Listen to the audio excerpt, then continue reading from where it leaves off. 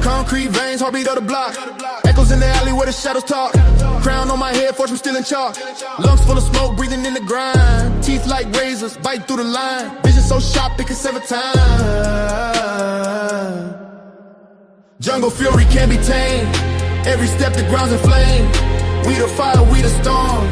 Born in chaos, fully formed. Jungle fury running wild. Cinematic, raw and vile. 808 to shake the throne. Concrete jungle, claim your own. Streets hum symphonies. Tires screech a chord. Graffiti sermons. The city's holy word. Buildings whisper secrets. Only few have heard. Brick walls crumble under heavy rain. Baseline, thunder, earthquake the chain. Tigers proud of skyline, hunt the gang.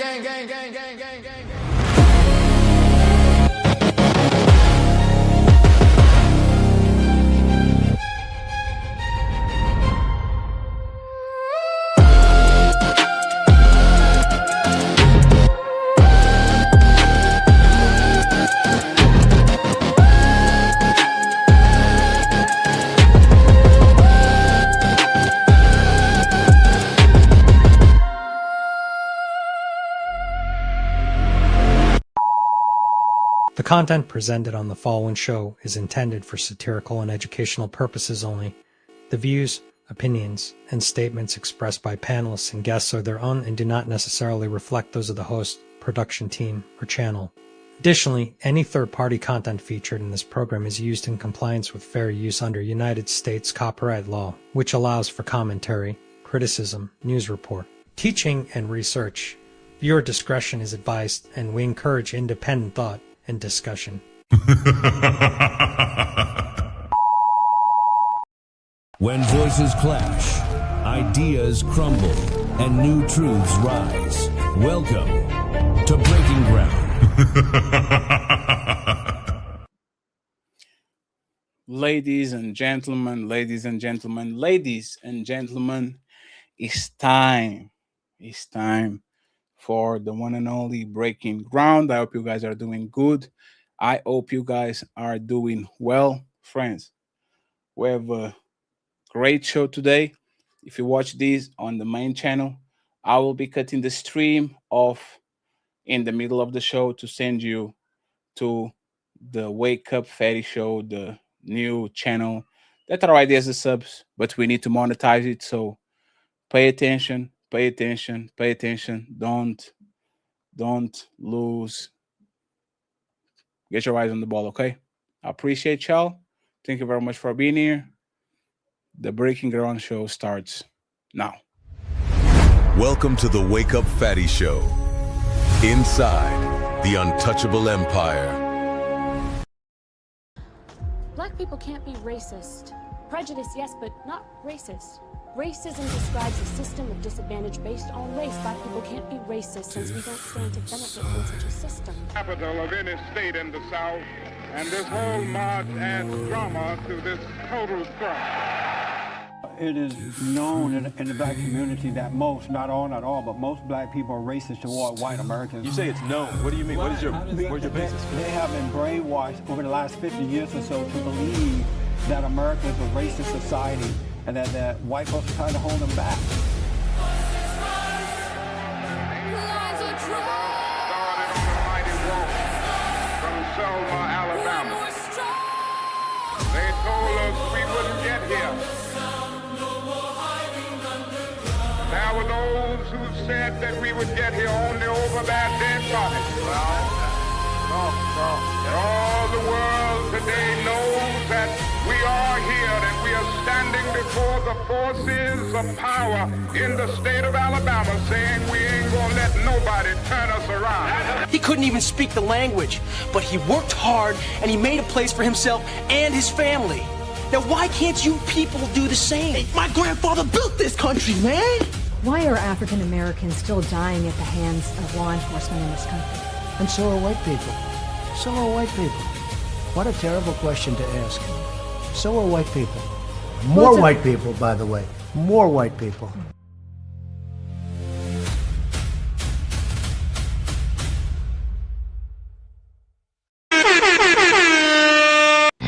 It's time to do. We are ready. We are ready. We are ready, friends. Once again, I hope you guys are doing great. We have a great sequence of shows this week. Okay. Tomorrow, we're going to have a star-studded panel. Obsidian, Mr. Let Go, Mr. Fantastic. We are going to talk about Kevin Samuels. Mr. Let Go has been on fire with his Kevin Samuels takes, and the best way to actually talk about it is having the OGs of the manosphere in the building, talking about what we have actually going on. So tomorrow, super panel, 5 p.m., the ultimate Kevin Samuels debate, Missy Let Go versus Obsidian with studied panel. We're going to have a lot of fun at 5 p.m. And on Sunday, the infamous ladies' first show, the Riz Academy meets the Untouchable Empire. Okay, we're going to have a lot of fun. Red Lipstick is going to be in the building. Nina is going to be on the building tomorrow. We're going to have a lot of fun. So 5 p.m. on Sunday. But without further ado, let's actually introduce our guests today. We have 3 hours, so we have to make it count. The one and only Mr. Kamal is in the building. Thank you very much, sir, for being here. We appreciate you, sir. Fan favorite, Taruz, in the building. Hello to you, Taruz. Thank you very much for being here, sir. Is that the Iron Man? You need to have a Deadpool. You need to get the Black Panther, you traitor. HQ, she's in the building. Thank you very much for being here. I appreciate you. Thank you very much. And straight from Valhalla, this man is very difficult to get over here, but we finally got him. Tom Foolery is in the building.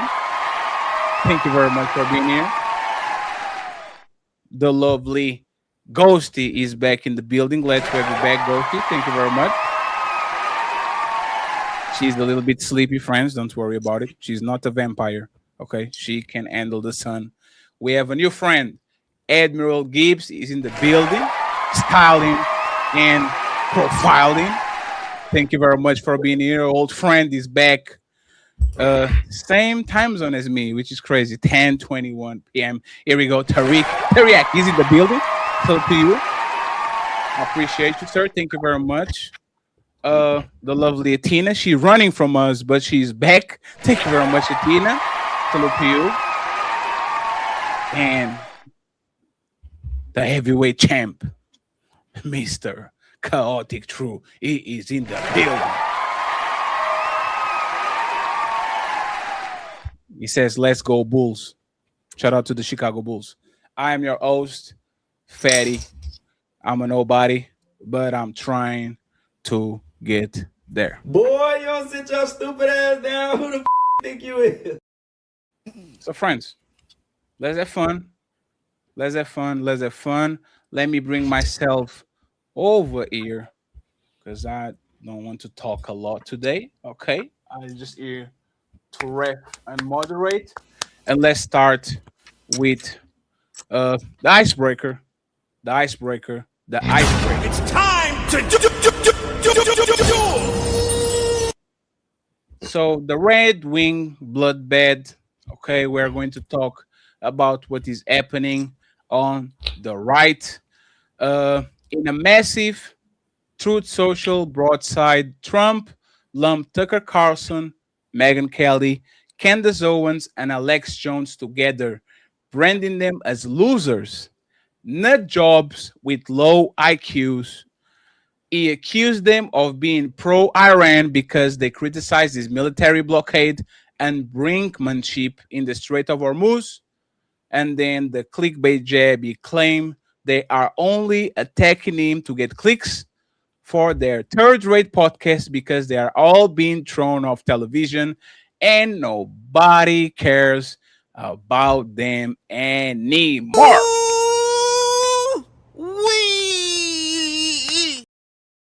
So let me start with somebody that actually has a MAGA hat on it, and I want to hear from tomfoolery too next. Tariq, everybody uses which one is your perfect pronoun, sir? I don't want to miss your name again. Teriyaki. Yeah, teriyaki. Yeah, so think like teriyaki sauce, just without the E at the end, or the I at the end, so it's teriyaki. I got it right. Thank you very much, sir. So what do you think about the Donald Trump comments? Is he right or is losing the plot because the biggest pundits on the right are turning on? It's time to do. Yeah, so the likes of Tucker Carlson, Candace Owens, all the stuff, they're basically traitors to America. Because each one of these low IQ retards would have you believe that Israel dragged America into the war when 8 months previous to this war, Israel literally landed bombs in Iran and there wasn't any preemptive strike needed. So, Tom, explain to me how Israel dragged you into this war when Israel already fired bombs and that didn't start a war, unless Trump actually wanted to go into Iran. Tom, do you want to comment on that? I mean, I don't think that Israel dragged us into the war. I think that like Trump is just an ultra Zionist simp already. It wasn't like this is a new thing. He's always kind of simped for Israel and bent over backwards for them. So this isn't like, I think Trump's choice is to be a simp for them, not that they're like forcing him to do anything. Just to clarify, so remember the clip. Go ahead. Yeah, so remember the clip where he says they don't know what the fuck they're doing, and then Trump called a ceasefire? Why would Israel fire bombs into Iran and then tell Trump to call a ceasefire on them? I'm sorry. I'm not understanding what that has to... He called for a ceasefire, so therefore what? Yeah, what I'm pointing out is you, apparently, along with low IQ Tucker... Same thing with Candace Owens. She's a low IQ retards. Because to say he's a Zionist simp, but then he's the one that called a ceasefire and Israel listened to his command makes no coherent sense. And so you're talking about the last ceasefire and what happened to that ceasefire? If I may, he's absolutely correct.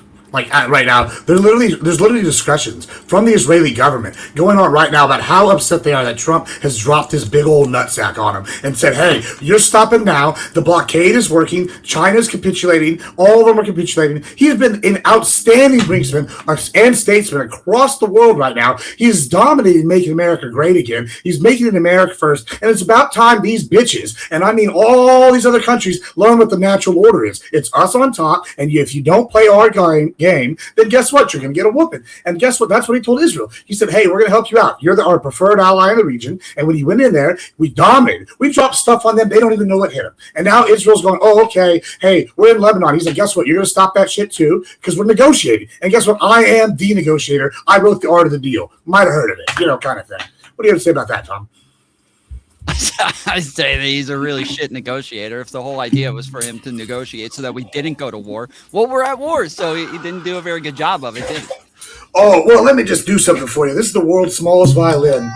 And it's playing a tune for you. Because guess what? We've been at war with these people for 30 years. They've been sitting here kidnapping our boats. What do you do when you get our boats here? Ask Japan. We unleashed the sun on them twice. They captured some boats a couple years ago, and Obama bent over and spread his cheeks. It's unbearable. Oh, so we haven't been at war with them for 30 years. Yeah, we have. We just did left. The limp dick left has just been capitulating the whole time. Let's just give them their money back. It's okay. Yeah, Trump's going over there letting them know. Them money. What do you mean? Trump just offered them money. It's negotiations. You offer the carrot or you get the stick.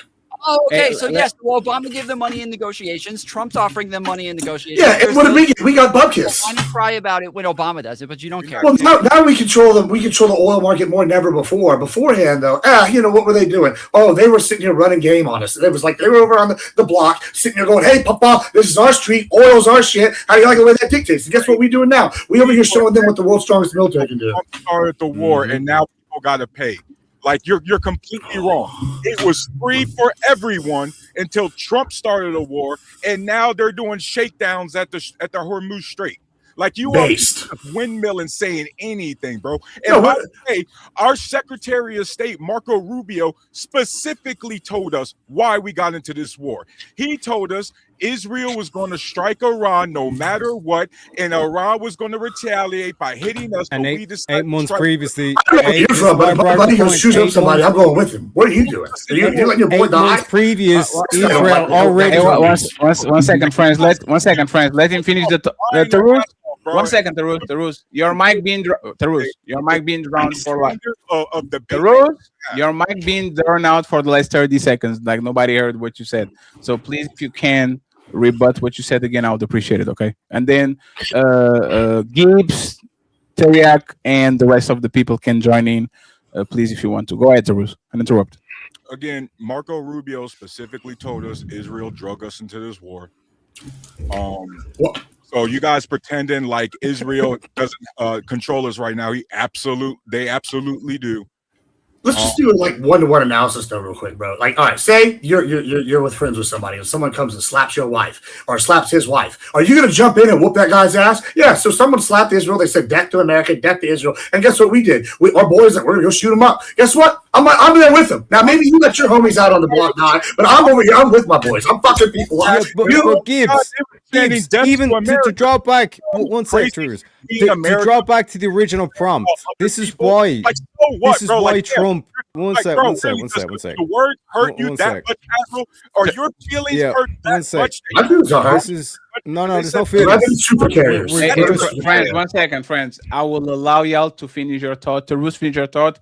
Terry, I can interrupt. Thank you. Go ahead. Yeah, man. So again, it's so funny that our leaders specifically told us and admitted who brought us into the war, and we still got people fatty going, nah, that's not true. They didn't say that. And they right there again. We went over the ghost in the room? Who said that? I didn't say that. On my show, they did it over and over again. By the way, this is an illegal war because remember, we got rid of their nuclear facilities in June of last year. So what are we trying to get rid of? And Admiral Gibbs, so said we won the war already. Did we not? Yeah. So again, this is proving why you're all a bunch of low IQ retards. Why Trump is even calling out his own side for being low IQ retards. Because anybody who believes this whole thing of Israel was going to strike, and that's why they do the preemptive strike, when Israel already struck them 8 months previous, you either have the memory of a fucking goldfish or you're literally clinically retarded. So why did they do it then? Why do you think they did it? Because we want to control the Strait of Hormuz and we needed an excuse, and Israel, being our strongest ally, gave us that perfect excuse. That is the most backward logic I've ever heard. The Strait of Hormuz wasn't closed. Backward Donald logic. Trump said he didn't think they were going to close the Strait of Hormuz, and then now that they closed it, now the whole goal is just to open the thing that wasn't closed before we bombed because them. closing the strait absolutely no sense. Yeah, it closes. It affects China worse than thing. But your whole take was that Israel was the one that dragged us into this war, which is a low IQ take, which just proves our point that we've been saying along. You're all a bunch of retards because on the one hand you believe Marco Rubio, and then the other side you say, oh no, Trump's lying or Marco Rubio's lying. So which one is it? Because we can look back at the historical events. Israel literally firing rockets into Iran did not start this conflict. But then the fact that they got intel that Israel was going to strike, all of a sudden now they have to do a preemptive strike. Explain that for me. All you doing is just up here yapping, bro. At least we have something tangible to look at. You have nothing tangible. I'm pointing to 8 months ago when Israel literally, when Israel 8 months previously, listen, Tarus, listen to me. 8 months previous, 8 months previous, Israel already fired rockets into Iran. Who struck the nuclear facilities and said it was It wasn't 8 months previous. obliterated. 8 months previous, 8 months Israel ago, literally fired rockets into Iran. Can you Teriyaki, deal with that point? 8 months Teriyaki, Can you one deal second, with my please. point? One second, friends, because Taruz's microphone, Taruz, you are not going to overtalk nobody on this conversation because your mic keep being drawn out. So, my bad. No, it's fine. Reply to Teriyaki's statement and then ask the question that you want to ask him, so we can end this back and forth, and then I bring the people that they haven't talked on the panel. Teriyaki, make a statement. Taruz, engage with it and ask him the question back that you want to ask him. Go ahead.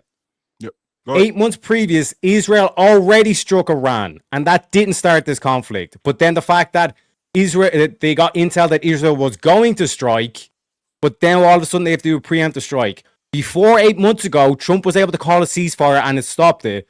But 8 months later, Trump doesn't call a ceasefire, which tells us, through reason and not being low IQ, that Trump actually wanted to go into Iran. So you repeating low IQ doesn't make your take any less wrong. Let me deal with the point once again. Stop.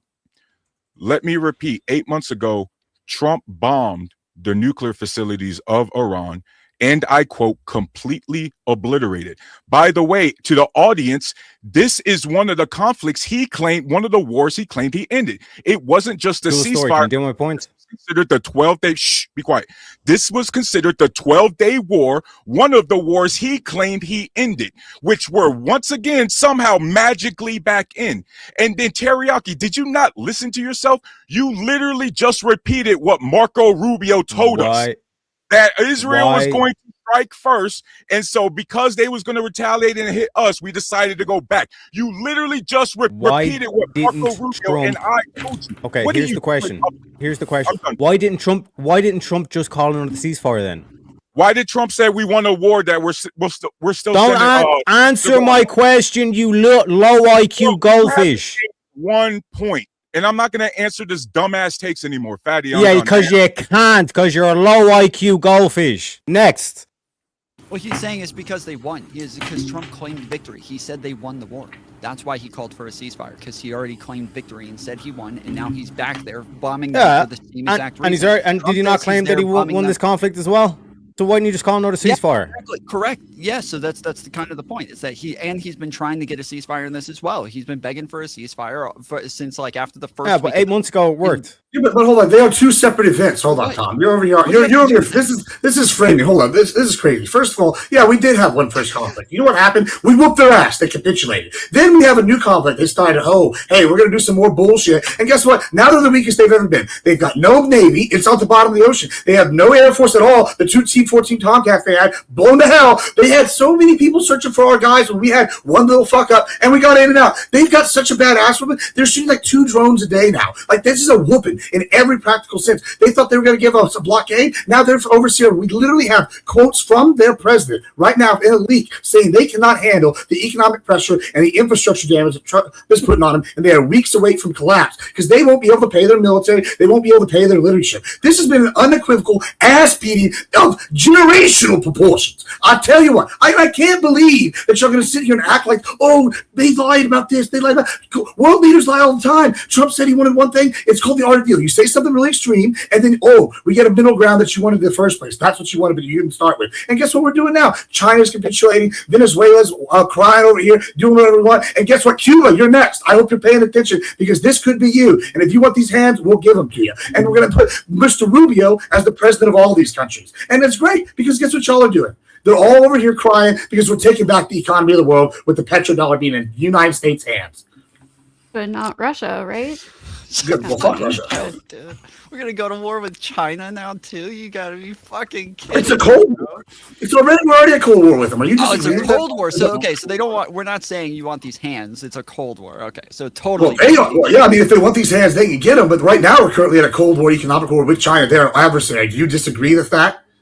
Isn't Trump trying to be like friends we're with not them? going to a full-scale. Nobody said go to war. You said go to war. You just said they were threatening. If they want these hands, they can get them. That's what that means. Sure. What is it? It's called posturing. Okay, so you were saying that. I don't know why you backed off of it immediately. I didn't back off at all. Flip flop over. What are you confused about? What are you confused about?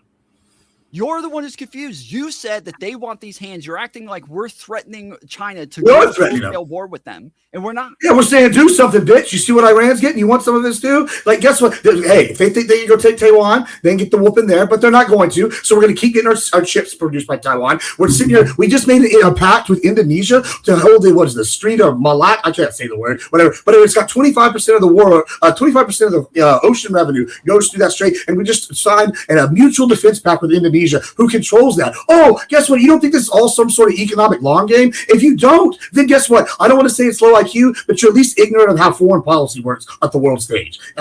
Sorry. Let me get. Go 1 second. Go see HQ. You did the confused face.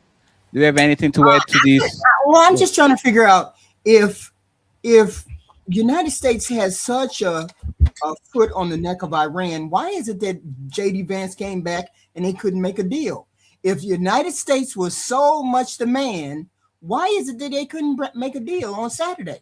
They got all the advantage. You said they got all the advantage. Right. They the big dogs in the yard. Why is it that they came back without the two things that they actually wanted?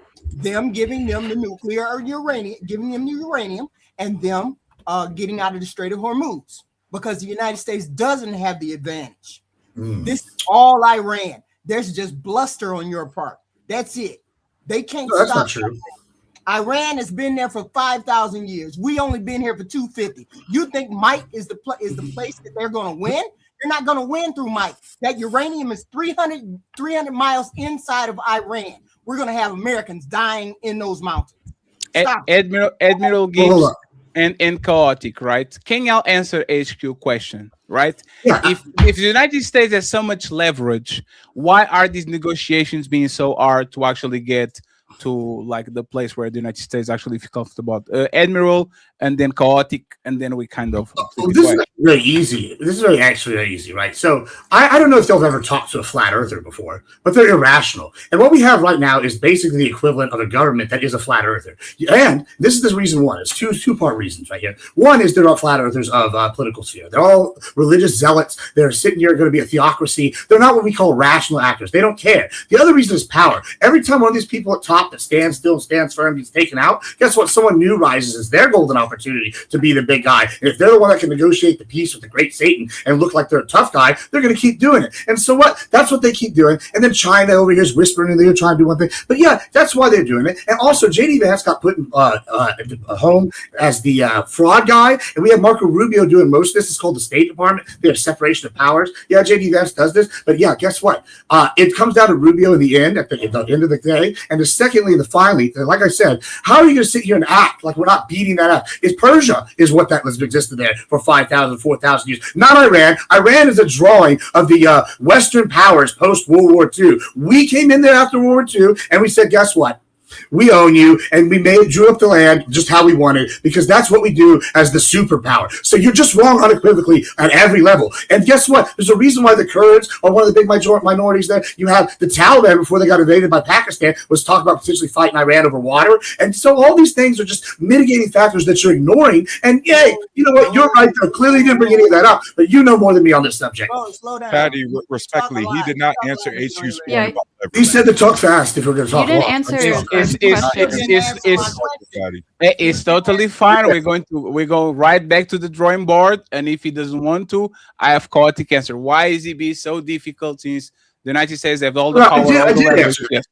I did answer. I said they're not rational actors. One, because they're basically religious zealots, and I said power. Someone else is going to step up. Now, hold on. Just because y'all didn't listen or didn't understand what I was saying because I spoke fast, was trying to respect people's time and get it out there quickly, this is not my fault. That's on you. So don't say I didn't answer. Don't run away. Can't make a deal because they're irrational religious zealots. That's the answer. Yeah, that's what he said. Yeah. Have you ever tried to explain to the flat earthers what the flat earth is, what the round earth is? You think I'm sorry, I think you need to read The Art of the Deal. Didn't Obama make a deal with Iran? And it was terrible. And it was working. It was not working. That's why they reached it at 60%. And the international organization Overwatch said that they weren't doing this. So you're just lying again. After we pulled out of the deal, they enriched to 60%. You can't say the deal wasn't working. After we pulled out, they started enriching. Absolutely That's false. ridiculous. Stop lying. I'm not lying. You're lying. It sounds like also, Every piece of evidence and feedback loop, by the way. Saying Iran was in compliance. Stop it. To Rouge, you know why your mic's cutting out? I know the answer to this. It's actually you need to put, like, if it's not bashing, if you put a headset on, you're getting a feedback loop. So whenever somebody else talks, it cuts you out. I wasn't trying to bash you there on that one. Just My dogs are upstairs, so I got to be listening. No. Yeah, your microphone is loud, but is one of those microphones that is so good. There's like the equalizer or mixer, whatever. So when you talk, if somebody talking, it drowns out. But I'll make sure to tell you so you can actually get your turn. Is you want to add anything to this before I bring Chaotic and Ghosty to the middle? No, I mean, the fact that he says that these people are irrational and they're not thinking clearly, and I think they're thinking very clearly.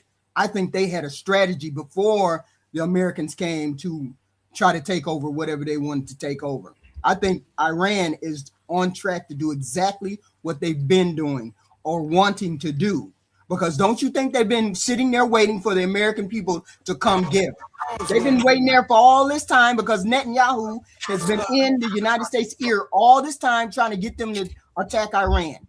They're waiting for Americans to come over there. They're waiting for you to put ground troops on land. So no, the United States don't have control of this whole thing. They just don't. Yeah. They're real quick, HU. like everybody else. How did that work out for Khamenei, the dude they blew up? How did that work out for him? I'm sorry for him. What, the leader they blew up? And then they immediately replaced him with somebody else. What? And they blew him up. And then they replaced him again. And they blew him up. And then they replaced him again. And we blew him up. And now they apparently have a leader, which is a cardboard cutout of the dude because he got blown up as well. And yet and still, Saturday, Vance walked out there with his tail tucked between his legs, didn't have a deal. Because you do not negotiate with terrorists. Oh my goodness. The whole point is to negotiate. What do you mean? The whole point in doing this is to negotiate. You do not negotiate with terrorists. If you don't negotiate with terrorists, why are they negotiating with terrorists? Kind of, because they kind of want the Iranian people to rise up. No. If you say you don't negotiate with terrorists, but JD Vance is saying that Donald Trump on multiple tweets saying you better take this deal or else, isn't that kind of negotiating? No, you're buying time because Pakistan has nukes. So you have to make sure that you don't upset Pakistan too much, and you buy time for the Iranian people to rise up and overthrow the regime themselves. Wait, but you just said that he negotiated a deal with them and a ceasefire with them 8 months ago. You just said that. No, I was saying that this whole theory that you have in your head that Israel controls America, how could Trump say ceasefire and then Israel control them? It makes no sense. Why would Israel fire a rocket and then tell Trump to call a ceasefire? Us as well. We negotiated the ceasefire. We were negotiating with them. We were part of that war. We were also bombing you told them. Israel to stand down and Israel stood down. What does that have to do with anything? Did he negotiate with Iran? Yes or no? At war again. Yes or no? He didn't negotiate with Iran. He told Israel to stand down and Israel stood down, which defeated your point that Israel controls America, which is another low IQ Okay, so they just decided to randomly stand down. The United States also stood down randomly. Just no reason. They just stood down. Okay. America wasn't in the conflict 8 months ago. What? Yes, we were. Their facilities, Terry. 8 months ago, literally bombed their nuclear facilities. What are you talking about? You sent in B-2 bombers to nuke their bunkers. But in terms of the conflict that we're seeing right now, the crisis with the Strait of Hormuz and all this kind of shit, that wasn't there 8 months ago. So again, back to my point, you do not negotiate with these terrorists. Okay. Let me get CT and interrupted, and then go see. Okay. Chaotic? Yes, sir. Yeah, what's up, buddy? How are you doing, sir? Pretty good. Question for you. From the ground. Do you think the United States? Do you think Israel dragged the United States to this war, or you think there was actually always a strategic motive to actually get into it, and it was just an excuse? There was a strategic motive. Do you believe if Israel wasn't involved in this situation, the United States would attack Iran regardless, just a matter of time? Yes. So, based on that, do you think that all these pundits that are criticizing Donald Trump for starting a war, do you think, or for attacking Iran, do you think that they are low IQ, like Trump is calling them, or do you think they have actually clear and without a legitimate? shadow of a doubt, each and every last one of them should be flogged and beaten in front of the White House for their treachery. You think they're traitors? Absolutely. I'm an American. I know a traitor when I see one. If you were an Candace American, you Owens, would be all- pro-free every speech. single Let one him of them. finish his final. I'll give you all the floor. Let Chaotic is going to go on his monologue, so let him I'm land. not going to his monologue at all. I'm just no, it's direct fine. It's answer. fine. Let him go on a parachute, and then y'all got it. It's my responsibility. Go ahead, Chaotic. Candace Owens, Nick Fuentes, all of them. Anybody who is undermining America right now, especially right now, is a traitor, and they should be brought up on charges.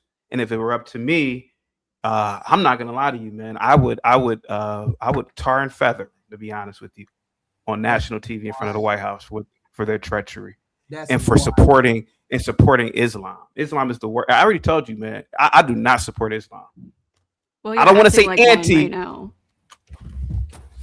Fatty, why is it that when I'm on a panel, I don't say anything? I let everybody talk and everybody's cutting me off. Can I just finish what I'm saying? You please, are Fatty? totally Fatty, right, can I sir. finish? We You talked are about this, totally Fatty. right, sir. We Can are we going not to talk fight. about this? Let's Okay. go. Let's go.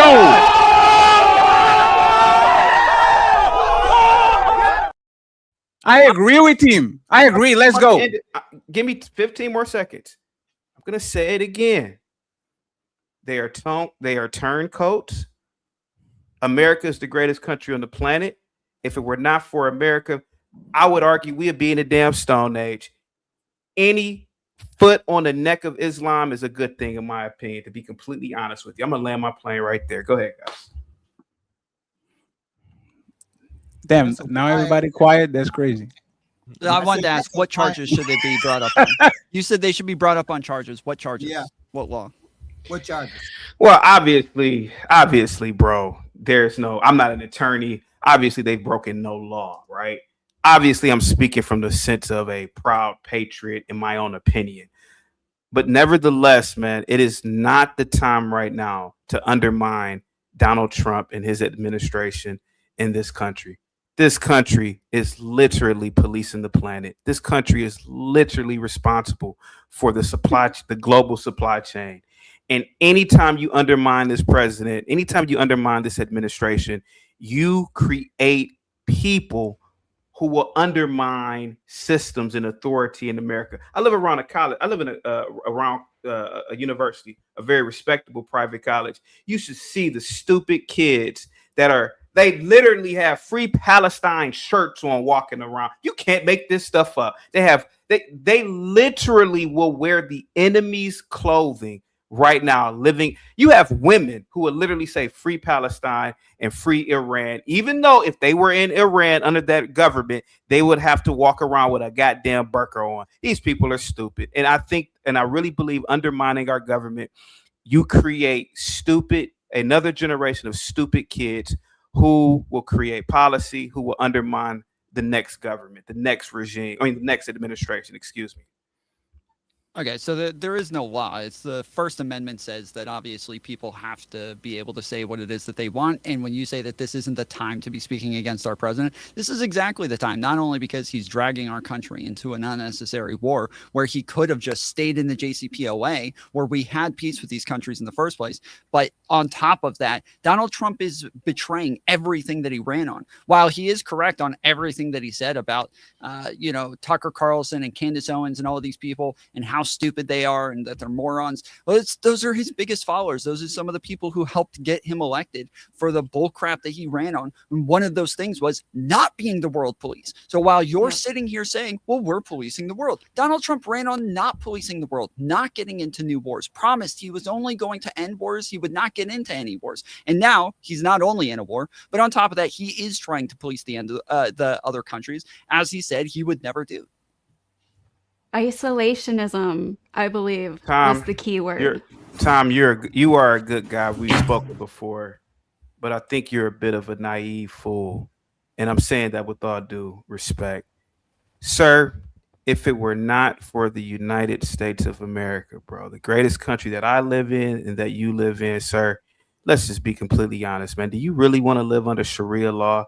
Do you really want to live under dictatorships? Hold on for a second. Let me just finish, man. Let me finish because, I'm so tired of this treacherous behavior from people on the left. It's sickening listening to you guys, to be completely honest with you. Bro, let me tell you something right now, White, because all of you leftists are sitting on high horses here. You don't give a goddamn about no Iranians. Just like last week or the week before when I was over here, when I said you don't give a goddamn about Iranian children, just like you don't give a goddamn about Congolese children who are artisanal miners mining cobalt for your goddamn cell phones. You need to stop. Everybody needs to stop playing this moral game in America, living in the lap of luxury here. The fact of the matter is we should police this planet. And you know why we should police it? Because we have the power and the will and the manifest destiny to do it. Tom, I don't want to live under Islam. These people literally were slavers for thousands of years. Do you want that back? Do you want that back? Do you want these people to come over here and destroy a civilization, which they will do because they want to live like it's the stone goddamn age? Not me. Listen, I see China is making impressive inroads. That's the next topic. Do you want to live under a Chinese paradigm or an Asian paradigm? I want to live under Western civilization, buddy. And I'm only 41. I'm going to try my best to be a curator, to be a steward of Western civilization. You guys are destroying it. You guys on the left, to be completely honest with you, man. See, that's I'm in favor of us policing the rest of the world, which is why I was against Donald Trump. I think we should police the rest of the world. The things that Donald Trump ran on were absolutely stupid. And yes, isolationism is a very stupid thing to run on and campaign on. But on top of that, I'm not afraid of Sharia law from Muslims. I'm afraid of Sharia law from people like you who want to tar and feather somebody just because they said something against your president. See, that's the difference between the left and the right. The left understands that criticism is a part of the accountability that we're putting up against our government. People confuse criticism with disloyalty. That is not disloyalty. That is us holding our government accountable because we elected them. That doesn't make us disloyal. We're just as patriotic as any other person here. That's not true. Yeah, but you're criticizing HQ. You're criticizing Trump for calling out his own side. Let the land and then HQ, and then I want Ghosty and Kamal over here. Atina, save the last for best. You have it backward. When you say we're not patriotic, if we criticize, you got it backward. In a democracy, questioning leadership is a part of being engaged in our country. It is not disloyalty. This is something that we're supposed to do. We're supposed to hold our people accountable. Yeah, you're supposed to criticize people even if they're on your own side. You don't play team games, which is what Trump is doing by calling out, like you guys claimed, that the reason why Trump got elected was because of Tucker Carlson, Candace Owen, and all this kind of stuff. And now Trump is calling them out for being low IQ because they're making erroneous claims that Israel dragged us into this war. So Trump's doing what you just preached, you. It's also ludicrous that she says that they're patriotic. Last person that criticized the left, that to that extent, they took out, his name was Charlie Kirk, and then the left danced on his grave and sold images of him getting shot. It's outrageous that you're going to sit here and say these despicable things and say we hate all these people, and then, oh, Lord, you should leave, you're the evil one. I've walked down the road, and I've seen people on protest, and every time someone's screaming and saying the worst things to someone that's lefty, if I say, for example, and it won't even be that hard to take, oh, you know what, I'm a Southern Baptist, right? And the Southern Baptists, they don't like the LGBTQ. But you know what? And I'll tell you something. The truth will set you free. Martin Luther King said that. You might have heard of it, right? And when I say I don't give a shit if they're gay, you can take me at my face. But if I sit here and say, oh, I'm a Southern Baptist, all of a sudden, you know what they're going to do on the left? You're going to sit here and scream, how this man's evil. This man's awful. He wants all these things. Because guess what? You can't take any criticism. And when you sit here and say you're patriotic, it's an outright lie. You'll sit here and squash things left and right. Remember when we wanted to talk about COVID? We couldn't can do that on YouTube. We can talk about all these things. And so y'all sit here and put down all these laws and say, oh, Lord, we're going to sit here and be patriotic. And then y'all are the ones killing people that disagree with you. You're the ones that are sitting here saying, putting down laws, saying we can't talk about things. And then y'all want to try to turn around and put this branding onto Trump, saying that's what he's doing. That's not what he's doing. He's been saying he's going to whoop Iran's ass since the 80s, if you've been listening. And when y'all talk about inconsistency, he didn't say isolationism. We've called it back, going back to the Monroe Doctrine, or a modern version, the Donroe Doctrine, where we control our hemisphere. We look out for America first at a worldwide level. And you just maybe have been sitting here and mischaracterizing that and lying, but that's the truth. And maybe you should pay attention to what the truth is, and y'all wouldn't be so confused. Thank you. Sorry, what did Trump say? What did Trump say about the senators that got shot? Our hemisphere. What did Trump say about the senators that got shot, about Nancy Pelosi's husband, about executing people in Congress, blah, blah, blah, blah, blah. But besides that, you guys are all fucking hypocrites. You guys, so we started with no new wars. We started with isolationism. We don't want to get involved in Ukraine because America's done policing the world. Okay. You guys are absolute fools if you think we are involved in Iran because we're afraid of Islam extremism. This is again another fucking excuse. We're only there because Israel wants us there. If Israel was fighting Russia, shut up. If Israel was fighting Russia, England said the exact same thing, and the rapes have skyrocketed by 10. The rapes in England was 8,000, and now they're 80,000 in England because they said Islam's not a threat to Britain. This isn't Britain, dude. This has nothing to do with Islam. Muslims moving to America. Islam can go you fuck are itself. Fools. It has nothing to do with that. Also, you guys are fucking. You guys are so fucking hypocritical because you guys act like religious zealots in our government. You guys act like the Islamists. Yeah, I could be a hypocrite all I want. Can you stop talking when I'm talking? It's the first time I'm fucking talking. Jesus. All you're doing is doing ad hominem fallacies. You need to actually make an argument. I actually am. You're not fucking listening. Sitting here and saying we're all fools. Address our arguments, not us. I called you hypocrites and then I explained why. That's not addressing our arguments. Calling us hypocrites is not addressing our arguments. Well, if you talk over me, you probably can't hear my fucking argument, so. Your argument is blah, blah, blah. You're all fools, blah, blah, blah, blah, blah. Says the guy who had repeated low IQ losers for the first 30 minutes of the entire proved that you're low debate. IQ because you're not able to answer questions. You didn't answer our questions. What are you talking about? You immediately I can't. I see this. Answer the question. I answered the question. Real quiet, real quick. You see what I'm saying? He's sitting there going to go, oh, you guys aren't asking our questions. Why didn't Trump call another ceasefire? Can you answer that question, Tom? I already did. Okay, yeah, you did. You see, you're a disingenuous prick. Okay. Did I say because he said we won the war? Did I say that? Yes or no? Just yes or no. I don't need another ramble from you. Yes or no? Did I say because Trump said we won? I'm asking you, why did he not call another ceasefire this time round, Tom? He did. He's been trying to negotiate one. What are you talking about? We're in the middle of negotiations right now. We're trying to get a shut up ceasefire. on social media about the ceasefire. What are you crazy? Have you been asleep? So 8 months ago, he called ceasefire and Israel stood down. And now they're trying to do a ceasefire. But like I explained to that, he's using their own tactic against them. The same way Iran negotiated with Obama when Obama sent them over planes full of cash, and you were like, that's a good deal, which again highlights how you're low IQ. See how I proved that, Ghosty, that you're low IQ by sending money to terrorists? You think that's a good deal? That's a low IQ take. I'm not a fan of Iran. I'm not a fan of Islam. But you guys are idiots to think we're getting in a war with them because of that and not because of Israel. It's just cope. It's literally straight up cope. Yeah, again, there's no reason. Nobody knows why we're there. Saying that it's cope. I know why we're there. We are allies with Israel, and when they need us, we do it. But when Russia, who is also an enemy of the United States, gets in a war with one of our allies next to NATO, we're like, nah. Who cares? We don't want to do this. We don't want a world police anymore. You guys have no fucking values. And it's just funny because like Candace Owens, Tucker Carlson, this is the first time I've actually seen MAGA stand up for their values and not go against their own values in support and following Trump, but his you followers are clearly deterring the other way. I'm trying to figure out how the 4 horsemen of MAGA are somehow traitors now. Like, this makes no sense.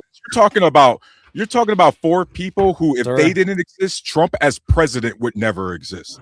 Well, Amy Ross has more pull than any of them. Like, what are you talking about, bro? Candace Owens is basically Alex Jones now. Like, come on, bro. Like, are you serious? Bro, are you serious? MAGA is Trump, not Tucker Carlson. If she was a boxer, her name would be Candace. It's the Jews, Owens. Like, you got to be kidding me, bro. Like, she's outrageous. She's talking about lizard people the other day. Like, you got to be fucked up talking about her being serious. Guys, the left has been saying this for 3 fucking years about Candace Owens, and all of a sudden it's like, oh. You guys literally loved that lizard talk for 10 years, and now instantly it's a bad thing. This is why nobody takes MAGA and conservative seriously, because you don't take yourself seriously. This is insane. That's not true, because again, this is not an argument. Candace started going you guys are not serious. Can you make a point? Started to separate I did make a point, bro. Oh, no, Obama didn't send saying we're not serious is not a point, bro. Obama didn't send plane loads of money over there just to bribe them. We owed them that money because they bought equipment from us that never arrived. So Obama sent the money back. We did not send money over there just to begin. HQ. Iran already just made a hell of a lot more under Trump with this whole Strait of Hormuz fiasco than the pallets of cash. It's an obsolete talking point, but they still up here yapping. Right? Yep. They've made more money. Again, Trump not a point. going to enter more money is what is going to do it too.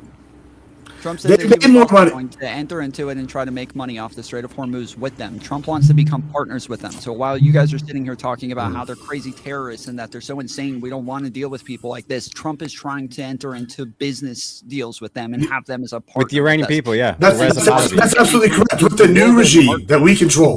That we control. Yes. Reza Pahlavi. How well has our regimes that we put in place before worked out? Pretty good, considering we run the Middle East now. We own Saudis, we own the Kuwaitis, we own Qatar, we own Israel, we own Jordan, we own Turkey. These are our bitches. I don't know if you heard of NATO. They're getting bitch slapped right now because they weren't actually our allies. They've been stuck on a fatigue. And guess what? Ukraine, they don't have the same agreements that we do with Israel. Guess what Israel's got? They have their own versions of the F-35 and F-15 that are better than ours, and we took stuff and taken stuff from them. They invented new tactics to use with these planes. We've taken that and used that. Like, so when you're talking about that versus Ukraine, guess what? Ukraine, now they bought some weapons, they invented some new tech, and they're worth a damn. They negotiated a mineral rights deal with. Okay, now it's worth us getting involved a little bit over there. But as before, no, they weren't our allies. That's why they got our fucking World War II cast-offs that are still better than Russia's top-tier shit. And also, Russia, they thought they were going to do good because of the oil and Iran thing. And then guess what? We gave them intel, and they got their oil refineries bombed. And now they haven't made any money. So also, when you're talking about Iran doing well, you're wrong. They haven't done well. We literally, on tape today, it's all over the news, have the current guy that's being the president told that he can't even say, hey, we can't pay our people. So if they're so rich, how the fuck are they fucking not able to pay their people? Come on. Like, which is it? Can I ask you a question before Tina and Mr. Kamal goes? Why are the United States so willing to do business with Iran, but they were reluctant to do business with Ukraine? Right? There was a point of time where the United States didn't want to sell weapons to Ukraine. They didn't want to negotiate with Europe. And all of a sudden, for whatever reason, they are very willing to negotiate and put money on the pockets of literally the enemy that is warring, is with conflict with them right now in Israel. Like, why does that happen?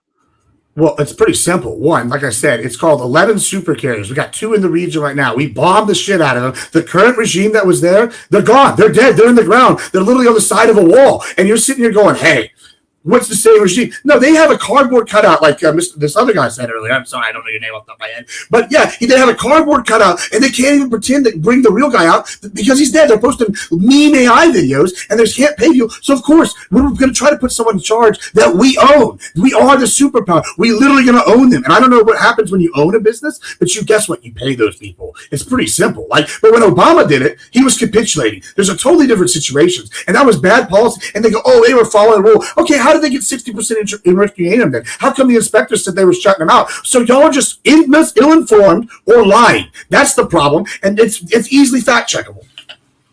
Hey, it's Terry, by the way. What part are you even disagreeing with? If Trump got Obama's 2015 Iranian nuclear deal negotiated, Admiral and Teriyak would be glazing nonstop. They would be glazing Trump hard nonstop. And guess what? Obama even got Russia to sign off on that deal. Trump is out on an island by himself. Pathetic. This is pathetic rhetoric coming from you, bro. This is insane. Yeah, you're a projector. You're a projector. Of course they're going to sign off on the good deal. If I see my boy taking advantage of the car dealership and they're just pulling him over the barrel, I'm going to go, yeah, boy, sign that deal. Like, of course they're going to say that. Like, Jesus Christ. What logic is that? This is cope. Let me get to Tina. Let me get to Tina and Kamal over here, and then I'll open the panel, pass the microphone to Chaotic, read the super chats, and then we go to the next topic. There's 280 people watching. I appreciate y'all. Thank you very much for being here. We're going to read the super chats in a second, and in a few, I'll send everybody to the Wake Up Fatty show. So if you're watching these on any platform, please support the content creators. We are going to read every super chat, no matter where you send it. So make sure you support them, please. Go ahead, Tina, Kamal, and Chaotic, take us on. Super chat in a few. It's kind of hard because it's like there's certain things I agree with, like the left, and there are certain things I agree with on the right. And normally I'm extremely far right-winged, but to say that like someone's above reproach is kind of crazy. And sir, I don't know what your name is. You have that rectangular mic. I think it was a little bit of a Freudian slip when you said challenging this regime. Like that was, and no one said anything when you said that in regards to the Trump administration, and you corrected yourself. But honestly, when I voted for Trump, I do not support Palestine. I'm not a fan of Islam. There's a lot of things that I don't like at all. But when I scrutinized something that Trump had done, when I tell you these people came out and started attacking me the same way, because, and I say this was my temporary insanity, I guess, in college when I was more left wing for a few years of my life, temporary insanity. I noticed the same thing whenever I was like, hey, you guys, we have to be able to have these conversations. And then the people on the left were acting extreme. And now I'm seeing the right wing people do the same exact thing. I think it's hypocritical on both sides. It's like watching a bunch of toddlers fight with each other. And it's very frustrating because both sides have some actual good points. And I may agree with a lot of the policies that Trump's done, but there are certain things that, like, yeah, he should be saying that scrutinizing some of his actions means you're a traitor is absolutely insane. And saying that people like Tucker Carlson needs to be tar and feathered is outrageous. This is the same tactics that the left was doing. It's the whole reason why we separated ourselves. We said that they were violent and all of that. And then you're saying the same type of rhetoric. Like, I really don't understand that. You're doing this same exact. So real quick, and I'll let you go, Chaotic, after this, but real quick, Athena, I just want to gauge your point. If Tucker Carlson was giving confidential information to the Iranian regime, would he deserve to be tarred and feathered? Yes or no? Just real quick. I want to pass off the Chaotic. Giving, confidential information to the Iranian regime. Oh, yes, absolutely, yeah. Yes. Okay, Chaotic, go ahead. No comment. No comment. I don't have a rebuttal. No, that's my opinion, man. I already said what I had to say about it. What? Damn, Chaotic didn't fight. I'm very surprised on this one. Kamal, you got it, my brother. Comment on anything you heard, Kamal, on these first 50 minutes of back and forth. Man, I gotta say, man, Fatty, you are the Jerry Springer of the digital streets right now. Oh, don't do it. We'll be able to throw it out today. Yeah, you got characters on here, bro. I'm telling you right now, bro. Y'all doing awesome. Nobody calling nobody names. Hey, by the way, My editor told Teriyaki to ease with the R words because he has a lot of work to do afterwards. So don't do that. Go ahead, Kamal. My bad. Go ahead. Man, it's been a lot, man, taking this in. First of all, I'm so confused. Teriyaki, bro. I ain't gonna lie, bro. That accent is coming through real thick, bro. I don't know if you Irish or you American, bro. He's Irish. Gibbs, they want you to turn down the mic, bro. They say you kind of loud. You sound kind of like a wrestler, bro. This is my thing. Oh yeah. For real. I don't really want us to go in a war like this. You feel me? Because I know people that got kids that will be drafted. But goddamn it, if we in a war, I want America to win. I don't want no motherfucking Chinese people ruling over me. F that.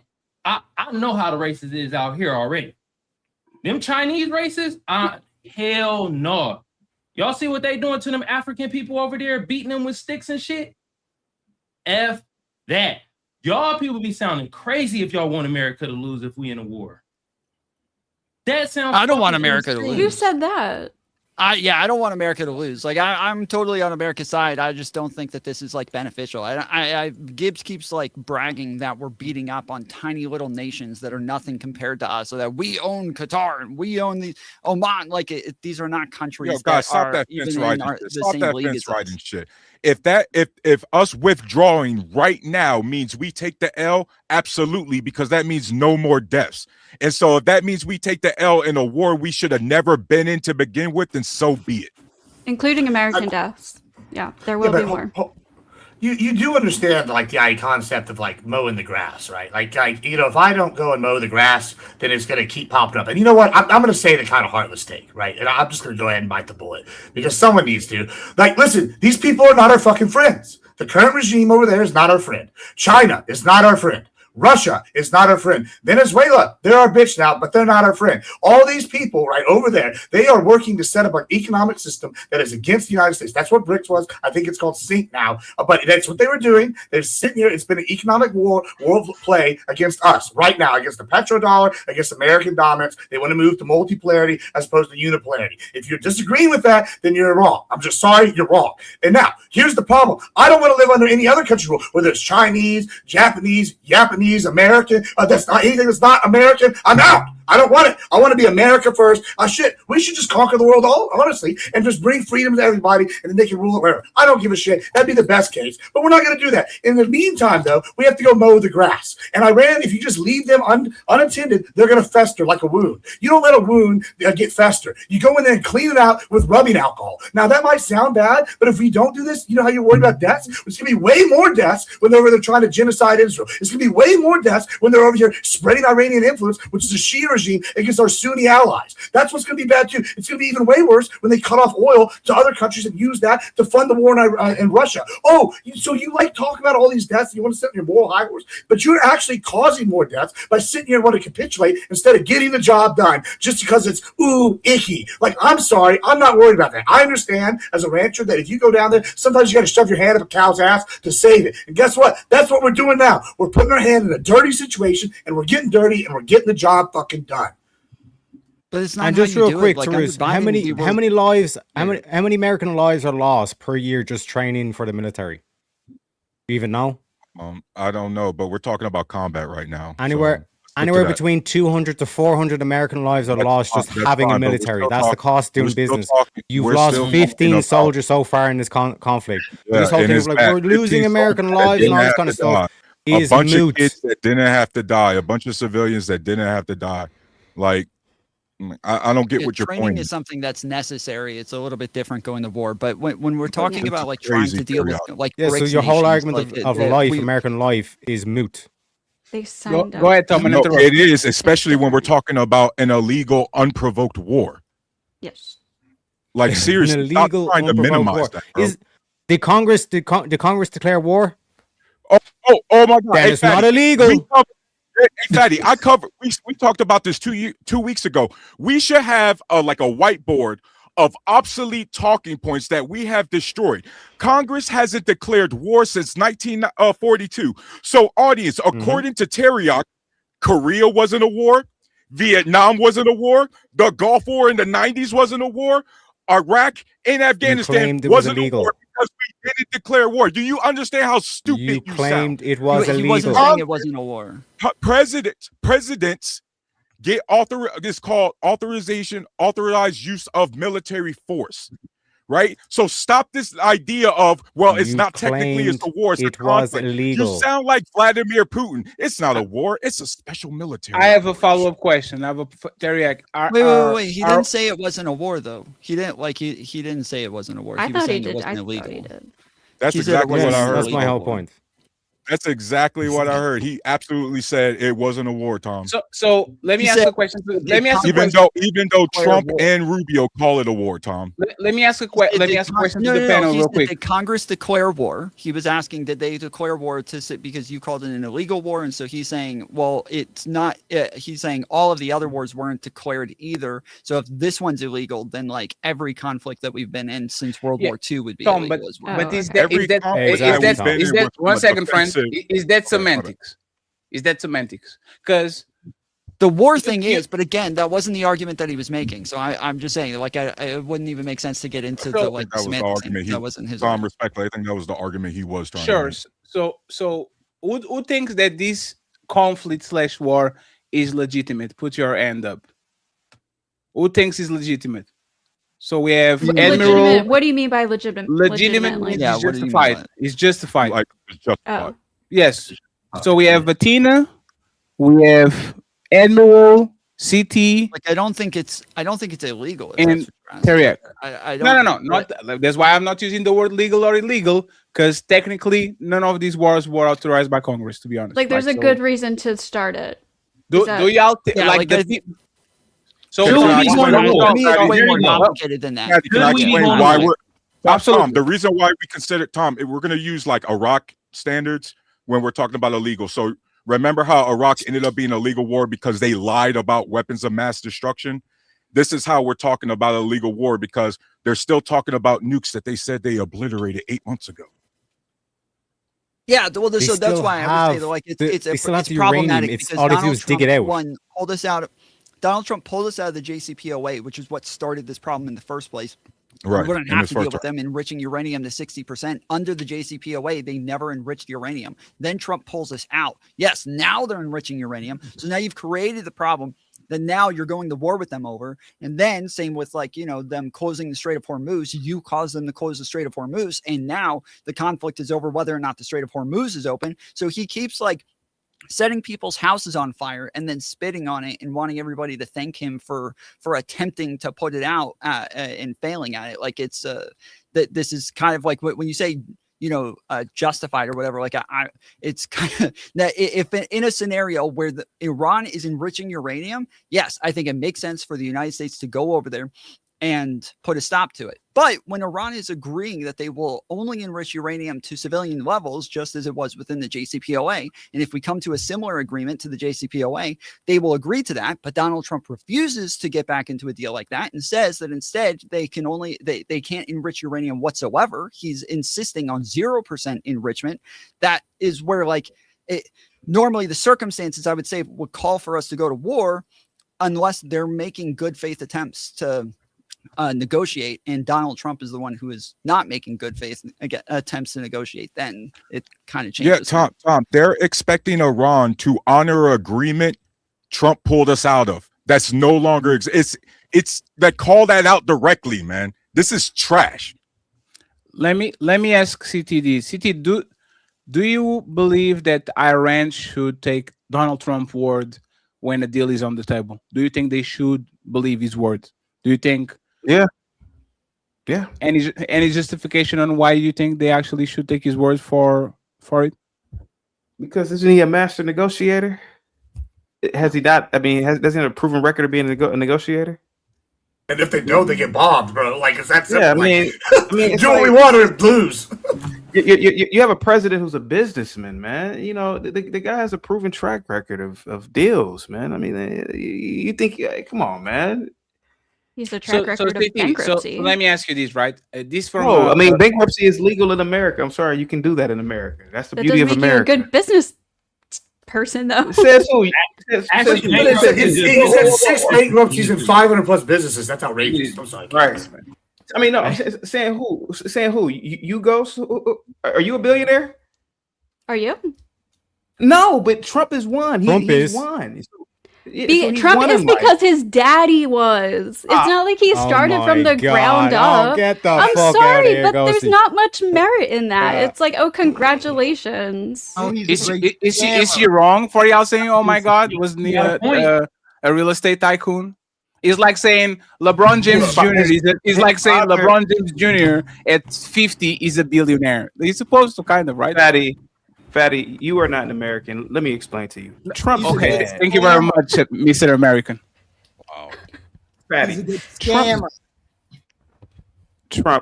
Trump's dad, Fatty, made money off of welfare recipients with his homes and his apartments. Trump 10x'd it, 100x'd the business. So he did have to work hard. Fatty, don't let these Americans fool you. Trump worked hard for what he got, man. He's the master of negotiation, man. So CT actually, if Trump put the money that he inherited on the S&P 500, he would have way more money than he has now. Most of the money that actually acquired to go above the billionaire mark was during his president mandate, doing these shenanigans deals with other countries. And for the most part, I don't know if y'all remember, there was a point of time where Donald Trump had a casino. His dad literally went to the casino, bought $1 million in chips, and literally just bounced and went away. Donald Trump might be the mess, like he might have the results, but if you actually look at history, I think anybody on this panel just putting the money on the S&P 500 and going to sleep for 20 years would actually have better results than him. Matter of Atlantic fact, City is a wreck. I go there almost every year. Before Trump, it was really nice, and now it's a piece of shit. Like, Fatty, who do you invest with? Fidelity? Who do you invest with? I'm curious. The Giro. Who do you invest with?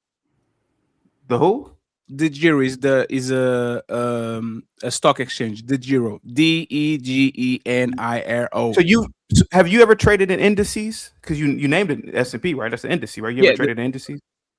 You're talking about index funds? Yeah, the index. Have you ever traded? Yes, I have money on the S&P 500. Yes, absolutely. Okay, so are you a retail stock trader, or do you have a license or whatever? No. I'm a retail stock trader. How would you know? So how would you know what somebody's outcome would be? How would you know? Because the S&P 500 has an average yearly, and I can literally go and see how was the S&P 500 doing in 82 and how the S&P 500 is doing now. I can go and see the amount of money Donald Trump inherited from his dad, and I can literally make an assessment. Y'all not going to get me with this. I wouldn't recommend you to do that to me. That's the same. Right? How much did he? Fatty, how much did Donald Trump inherit from it? How much did Donald Trump inherit? $300 to $400 million. Dude, his dad didn't have that kind of money when he. He absolutely did. It's a character. Hold on. If this number is accurate, hold on. I got this one. Hold on. It's $400 million. If you account for inflation, right, bro? Hold on. Looky, Donald Trump got a head start from his dad. Can we just keep it at that? He got a head start. Sure. I'll take that. But he's all. Okay. You got a head start. But hold on. Hold on. 1 second. I got you, Admiral. So Donald Trump, as a source, claimed that he got $1 million, a small loan of $1 billion. The New York Times, after investigative reports based on 100,000 pages of tax returns, found out he was $413 million.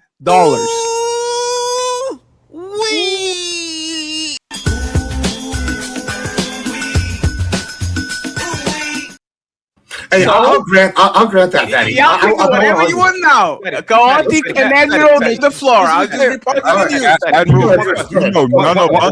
One question, Fatty. Go ahead, CT. Just one question to you, Fatty. If what you were saying is, because you know a lot of this stuff on Google is bullshit, right? Even with people's network. If what you were saying is so true, why was his brother an airline pilot? Well, I'll even. But hold on, let Fatty answer. Fatty, if what you're saying is true, let's assume everything you're saying is true. Yes. Why was his brother an airline pilot? Because he likes to fly planes, and because because he likes to fly planes, and the second one. 1 second. No, let me actually tell you. flight pilots are probably top 5 in the most well-paid professionals if you're not taking motherfucking diamonds from the floor. So his money, no, 1 second. So his money and his status. There's no more, if a pilot comes into the room, as long as he's not the president of something, the pilot probably is the most high status in 99% of the rooms and is the best paid in those rooms. Why wouldn't he become a pilot if he likes to fly planes? Well, on top of that, I just want to point out. I just want to point this out because you were saying if I was to get $1 million from my dad and to just throw it in the S&P and wait 20 years, I would make a better return than Donald Trump. That was your claim, Fatty. No, that was not my claim. One second.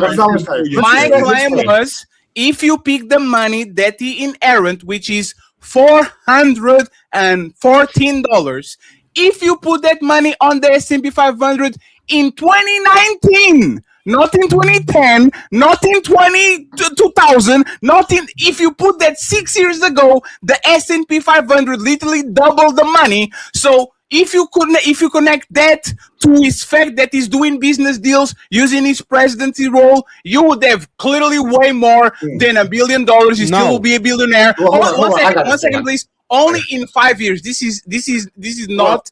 This is not debatable. What are we doing? One sec. Because if it was to double, if it was to double in value, you still wouldn't have $1 billion. No, and Trump is multiple I was billions. promised I get to respond to this. I would like to respond to what you said, Patty, since you I got you, Tom. Don't worry about it.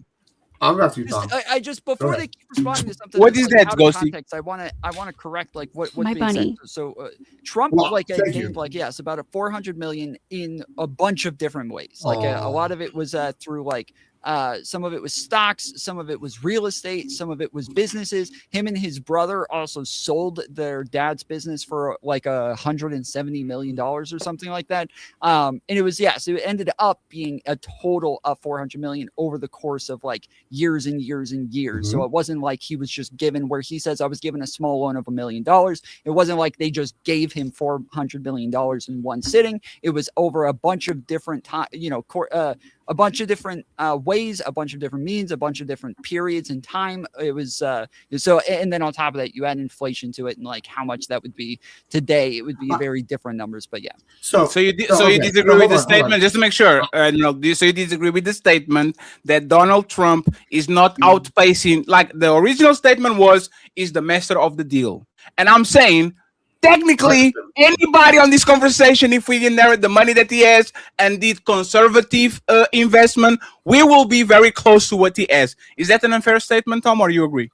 The reason that's like really important is because people who like, if you go work at a like a record label or something like that, by far the majority of people that they bring in, they fail with, right? They'll fail with like 99% of the artists that they bring in. They don't make albums. They don't get on like the Billboard top 100 or anything like that. But the 1% who does ends up bringing in all of the money to pay off for those people plus more. And so that's kind of what it is with somebody like Donald Trump, where you have that much money, you have this many chances to keep gambling with the money and eventually make money, where they say like, oh, he went bankrupt this short amount of times out of like 500 businesses. Well, yeah, if you get chances at 500 businesses, you got to hit like big once or twice only. And so, yes, most people don't have millions and millions of dollars to invest in that many businesses and fail that many. So I would like to respond now. All right, couple things. Let's just, hey guys, my conservatives, trust me, I got this one. Just like let them. It's gonna sound like I don't know. Tom, come over here, Tom. But just trust old Papa for a second. All right. First of all, let's just grant Fatty's premise, except for the S&P thing, that he got 413 million. We don't even have to do what Tom Foley said. Let's just say he got it straight cash or whatever method Fatty wants to claim. I'm gonna let him say all that because I don't really give a shit about any of that because that's not important to the point we're gonna make. Let's just grant all that. Okay. So first of all, we can all say 413 billion is less than 413 million is less than $1 billion. So that sounds like it's less than $500 million. So okay, cool. We at least doubled it. So that's at least pretty good. Secondly, we got to factor in 70% of wealthy families, the top 1%, they lose their money by the second generation. So, okay, he's in the top 30 percentile at least. And not only is he in the top 30 percentile, he's actually doubling his fucking inheritance if we just take Fatty at face value. So, no, it would be better than the S&P, even at Fatty's best argument. Even with his argument granting all the money, that's just not true what you said.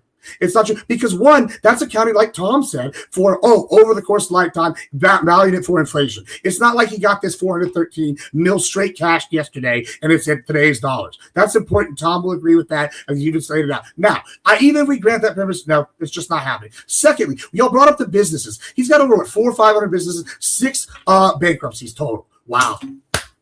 I wish I had that ratio. I own 3 businesses, and I've had to fucking sell one. I didn't even want to sell it. I sold it because I wanted to buy something else. If I maybe did as good as Trump, I could have kept that business and maybe made 5 more and then got 1 bankruptcy. That would have been pretty good. You know what? Like, this is a common practice in business to have bankruptcies, especially at the high level. So that argument's out the window. Now, let's just go talk one more thing. When you sit here and say, oh, you're blaming him saying his daddy gave him, let's say his daddy gave him all this cash straight. You're mad that his dad was successful and taught his son not to be like this other 70% of losers, and he took that advantage and ran with it and was one of the most premier developers in all of New York City, the crown jewel of the economy in the United States, until Dallas came along and stole all that shit, because we're better here in Texas than we know it, like Globo Gym. And I gotta say, when y'all sit here and call me a wrestler, by the way, I love it. That's good. I'm trying to match the energy. Fatty puts on a good show and has all these people dancing and all these gifs, and you know what?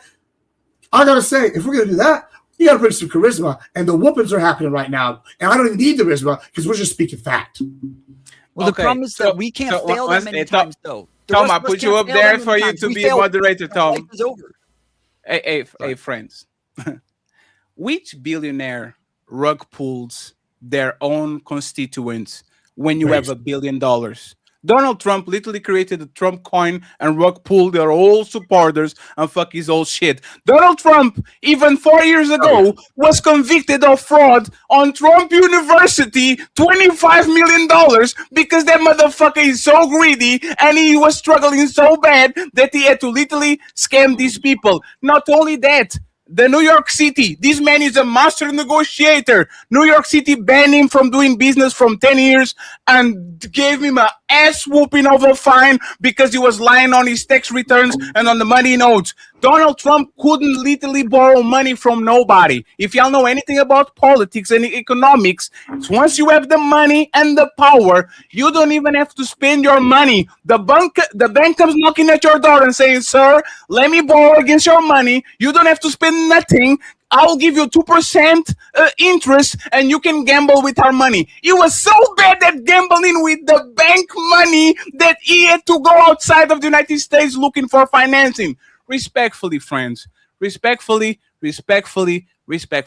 Donald Trump is a motherfucker that stumbled upwards. That's all. No. He's one of these individuals that has the ability of stumble, and when you look at him, instead of him being on the bottom just like us, he actually stumbled upwards because the Trump brand actually has power. And the Trump brand didn't stop with Donald Trump. The Trump brand started with his dad. If you look at all his family, you can see this family is very well positioned. Even the kids.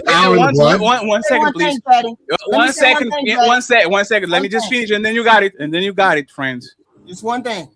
A man that is the embodiment of good business is not doing insider trading like he been doing on the last 3 months, 4 months, 7 months, where he pump fakes tariffs, pump fakes wars, pump fakes whatever it is, and his motherfucking 7 feet tall son gets millions and millions of dollars while the rest of the consumer base literally gets wiped out because these motherfuckers are playing God with your money. So respectfully, he might have good results, but you can tell me that it's actually Donald Trump being a great master negotiator and all that shit. This motherfucker doesn't know how to get out of a wet paper bag. You guys got it.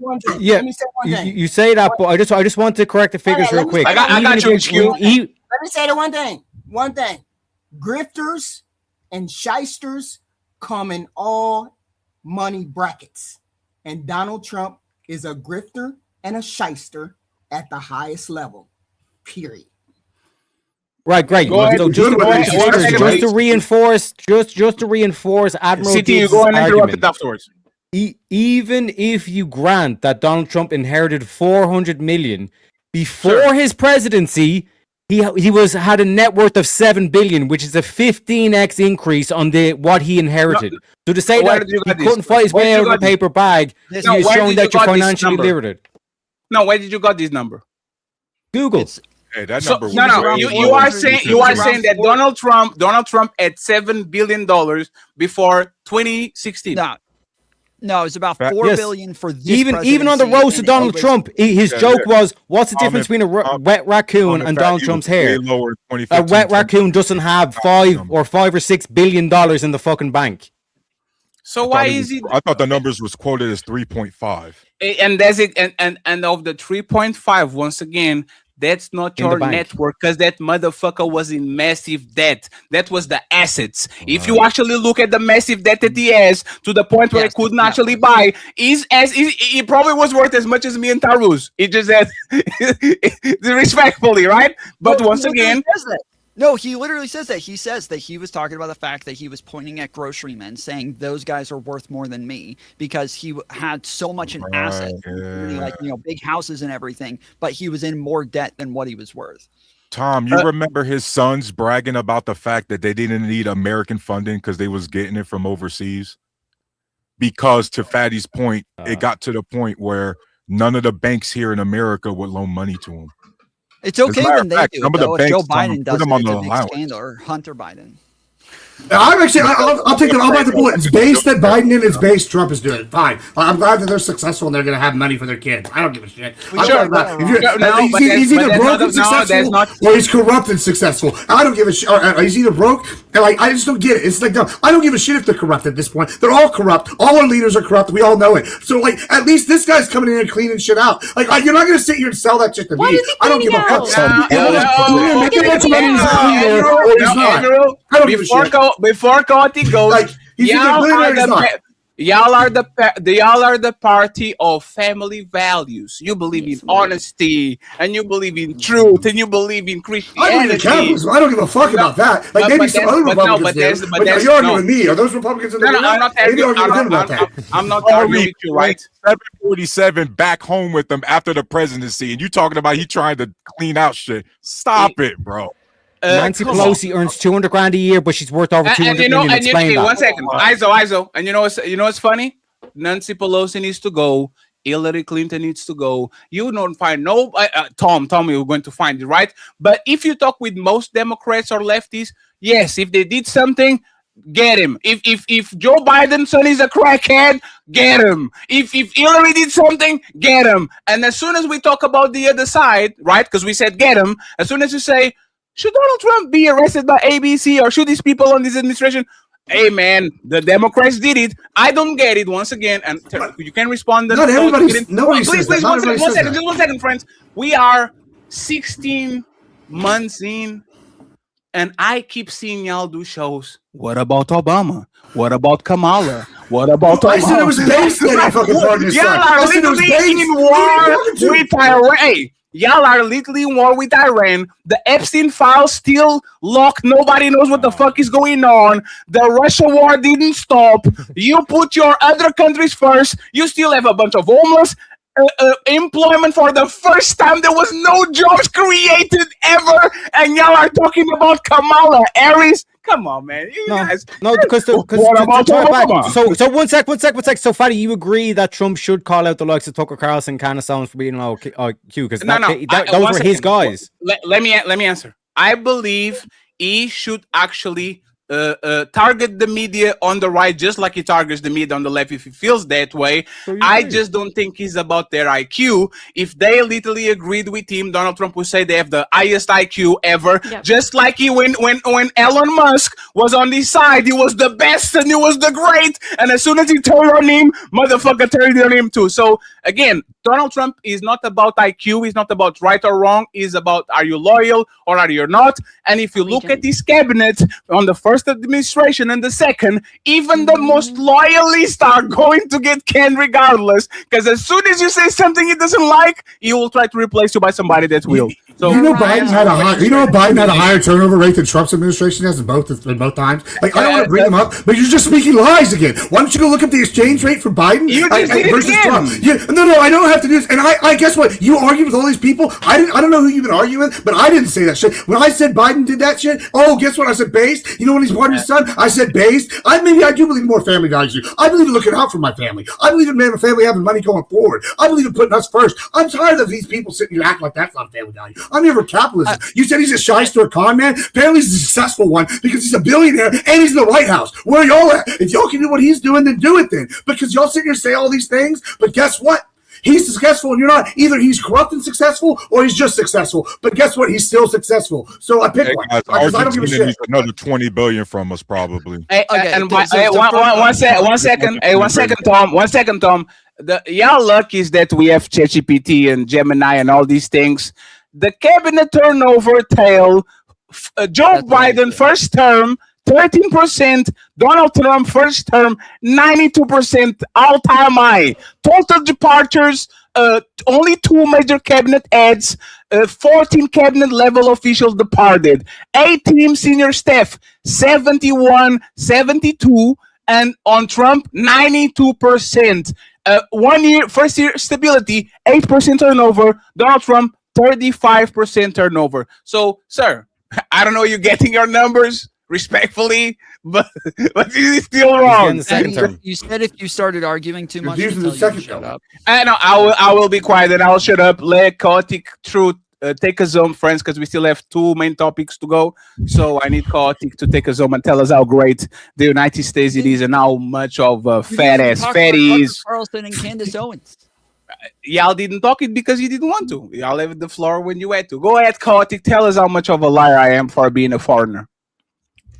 Your raggedy ass country, Spain, and so many other these raggedy ass Western countries fumbled the biggest bags in world history. At one point, Spain were world leaders. At one point, the Portuguese were world leaders. Yeah. You stopped being greedy. You didn't want to win. Trump is a winner. Anybody's talking about Trump and how he got his money, you are a loser. You are a major loser. I've heard this all my life. Well, he got a bank. His daddy bankrolled him, and blah blah blah. You're a loser. You come from a family of losers because winners don't talk. Winners don't talk like this. Let me tell you something, Fatty, and I'm about to land the plane here. Rule number 1, attack, attack, attack. Rule number 2, admit nothing, deny everything. And rule number 3, always claim victory, even in defeat. Donald Trump is a winner. Donald Trump's America. And I'm not going to let somebody Sounds like like a you, trophy.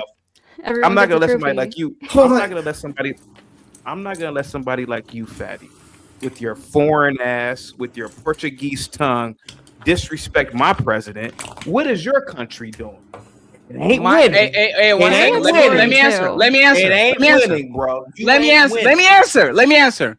My country has universal health care. So if you get a heart attack or some cancer, you can treat yourself.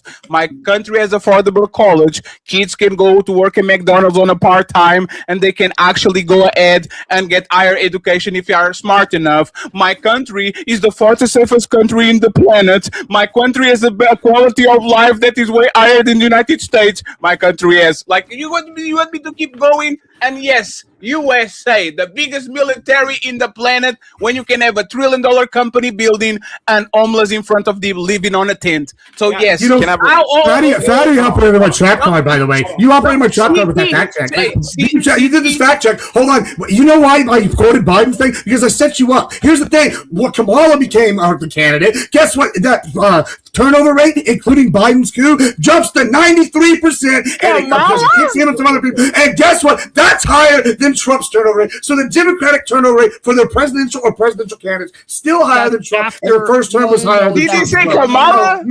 That's right. You got to factor in the fact that Biden's administration set first term turned him over as well. Ain't that a bitch? No, he said Kamala.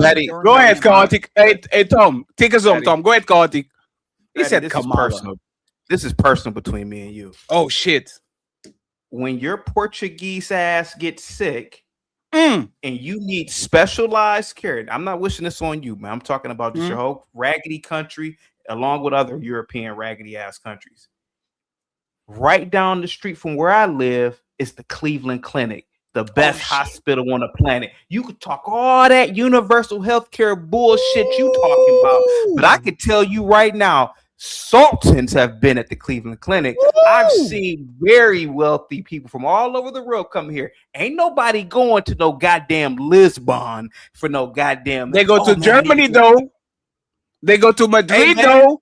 Oh, hey, Luka Doncic got a problem on his hamstring. He went to Madrid to take treatment. Kobe Bryant, every time he had a problem with his knee, he would go to Germany. Respectfully, I can have both. I can have public system, and if I choose so, because I pay American taxes, go to the Cleveland, right? The Cleveland. You need whatever the hospital you have, and take care of my bum shoulder. It's fine. I will pay regardless, right? So, let me go. Go ahead, Chaotic. You can lie to us again. Is your country a superpower? I'm a part of the European Union, so yes. You could drag. And who pays for It's just like asking, is Minnesota a superpower? I'm a part of the European Union, the biggest trading bloc in the planet. So yes, and a part of NATO, a part of ONU. I get all the privileges of getting a part of the most popular and powerful bloc. Because we protect you. We are your military. You're welcome. You're welcome. Hey, thank you for your service. I appreciate it. Thank you. Thank you for your service. Real quick. Yeah. So what's your point? You're putting it off our teeth. That's your whole point. Just to be clear, that is true. That yes, like when you're talking about how much we spend on our military, well, y'all spend that much on your healthcare. It is because yes, you guys get a lot of benefits by being part of NATO. It's not. Where we do spend a lot on military. So that there's nothing to do with NATO, Tom. No, Tom, stay there. Tom, y'all are supporting Argentina and Israel, and both of those countries have universal healthcare. You're literally sending billions of dollars to countries that treat 100% of their population, while literally people in the United States either are underinsured or are one catastrophic situation from happening, from literally losing their coverage. So what you talking about? Yes, that's what I just said. I just said that you guys get healthcare. You guys get universal healthcare because we send a lot of money to these countries. We put a lot of money into the military. We spend all of this money. So you guys get to spend the rest of your money on other things. Yes, absolutely not. What I said. Correct. You are wrong. Universal. What I just said. You just repeated it. What do you mean? Tom. Tom, you are doing a false equivalent, and you're doing a zero-sum game. Universal healthcare. Let me explain to you. Universal healthcare will cover every American, and it will be less expensive than the system that you have right now. Pound per pound, if you're going to look at the system you have right now, if you transform this system and stop price gouging from Big Pharma, stop them from lobbying, stop charging for socks and motherfucking blankies, and you get a key, then you get the $12,000 bill. Like, if y'all actually move to 1 second, let me just finish. If y'all move to if y'all move to universal health care, they will be cheaper. You don't have to do all this extra work with private insurance companies, and you still can apply to the same insurance companies for a fraction of the price, because now they don't control the monopoly. So now they actually have to lower the prices of private insurance. Like, for example, Portugal, where Ferry spends $50 a month to get access to the best medical facilities, instead of spending $400, $500, $1,000 to get all your motherfucking shit. And as soon as you lose your job, that shit goes with the birds. So no, it's not a zero-sum game. We're talking about healthcare with healthcare. You're going to have the chance to reply. Chaotic, please take a zone. We're going to the next topic. Okay, yeah, I'm just not even going to respond to that so that I don't get in a back and forth with you again. Just real quick, I just have one simple question for Fadi. Everybody else was saying what everybody else was saying is that that if you're like praising Donald Trump for being so corrupt and that this is what winners do, and that having people like Elon Musk a part of his administration and having more lobbyists part of his administration than anybody before, only in this term having the most lobbyists breaking the record of his first term, where he set the record by more than double the record before that. So on top of that, Gibbs is correct that Kamala Harris had a 92% turnover rate while she was running her campaign, but not Biden. Biden didn't have that. Biden was, I think overall it was around 70%, but it still was not the 97% of Donald Trump. The reason I said that, Tom, just to clarify, is when Biden got canned, that goes over to 80-90%. That was the joke there. Biden never got canned. So anyway, yeah, he didn't run for office again because they cooed him. That's a canning. That's not okay. That's not what we're talking about. His presidency, not his campaign. I don't know why the fuck you were bringing up something totally irrelevant. But anyway, campaigns versus 4-year mandates. That's crazy.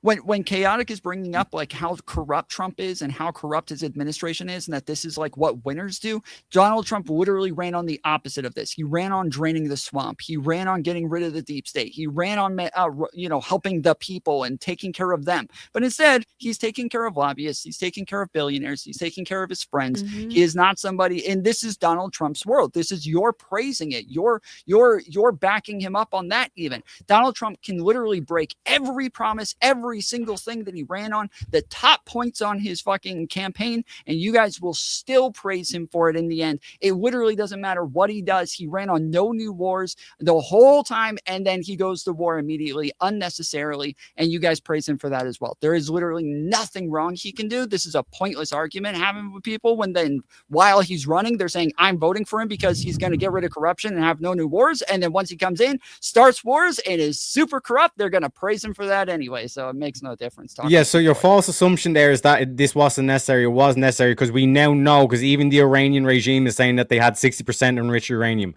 What were you going to do? Just wait for them to get 90% and build the fucking nukes? When did they start enriching uranium? What year? It's irrelevant. You're saying that this action was unnecessary. They were already at 60%. That's why. That's okay. So this is why it's necessary. This is why it matters. Is because we were in a JCPOA. We were in an agreement with Iran where they weren't allowed to enrich uranium above 3.6%. And during the period that they were in that agreement in the JCPOA, they never enriched above 3.6%. And then in Donald Trump's first term in 2018, he pulled us out of the JCPOA, and then he goes to war with them for doing the thing that he allowed them to do. He says, hey, we're backing out of this deal. You guys can now enrich uranium all you want because we're pulling out of the deal. They start enriching uranium. He goes to war with them. He caused the problem. It's him. Right. How long does it take to get from 3% uranium to 60% enriched uranium? What do you mean, how long does it take? You're the one that's claiming that Iran was being honest and playing ball and saying they would never enrich uranium. And I'm asking you, how long would it take to get from 3% enriched uranium to 60%? I'm saying they do. Because the timeline doesn't match, Tom. You're trusting terrorists more than your president. Wait, no, I'm not. No, I'm not. No, I'm yes, not. You are. I'm not trusting terrorists. No, I'm not. You're assuming that they weren't enriching. Okay. We didn't just take their word for you it. Think, wait, just real quick, how do we know how much they were enriching to during the JCPOA? How do we know? Because of the timeline. It does not make sense. No, you don't know anything that about all of a sudden when they pull out, they just magically have 60% uranium. It's like, wait a sec, guys. You have absolutely no idea what you're talking about. I asked you, what's the timeline? The reason I'm talking. What's the timeline? How long does it take to get from 3% to 60%? This should be a key thing to your case, Tom. No, it's not. There isn't an answer? While we were part of the JCPOA, there was a because if it takes Tom, let me explain something to you. Okay, let me explain something. If it takes 10 years, to enrich uranium from 3% to 60%, that means that Iran was already violating the deal, which blows a massive hole in your whole fucking argument here. Sure, yeah, you can do it in like it depends on how you're doing it, and even if it was shipped in, got it from that's not very confident. Like, it literally, but well, no, it doesn't matter because we know that we had audits on them during the period that they were in the JCPOA. We were going in, so we again. You keep saying they are lying. We are not trusting Iran. We're not trusting Iran. You don't know what you're talking about. You've never looked into this topic, so just shut the fuck up. Why would you trust them? Why would you try to make a deal with people you don't trust? Hold on. Did I just say we're not trusting terrorists? Did I just say that like 5 times? Why are you still repeating that? So why would you want to make a deal with these people then? Just shut the fuck up. Why would you want to make a deal? You can't tell me how long it takes to enrich it. I'm trying to explain it to you. You just will not listen because you have no fucking idea what you're talking about. So the IAEA is an agreement that we had, or a group that we had coming in from the UN that was doing audits on Iran, where they would go in and check all their facilities, check the uranium, check how much they were enriching everything to. And even if they lied about it, they still found out. And when they did lie about it, IAEA were the ones who reported it first and told us that they were enriching uranium to 60%. And then Iran came out and said that they were enriching uranium to 60% because they were caught on it. We know what they're doing because we have audits on them. When voices clash, ideas crumble, and new truths rise. Welcome to Breaking Ground. Buckle up, everyone. It's time for some super chats.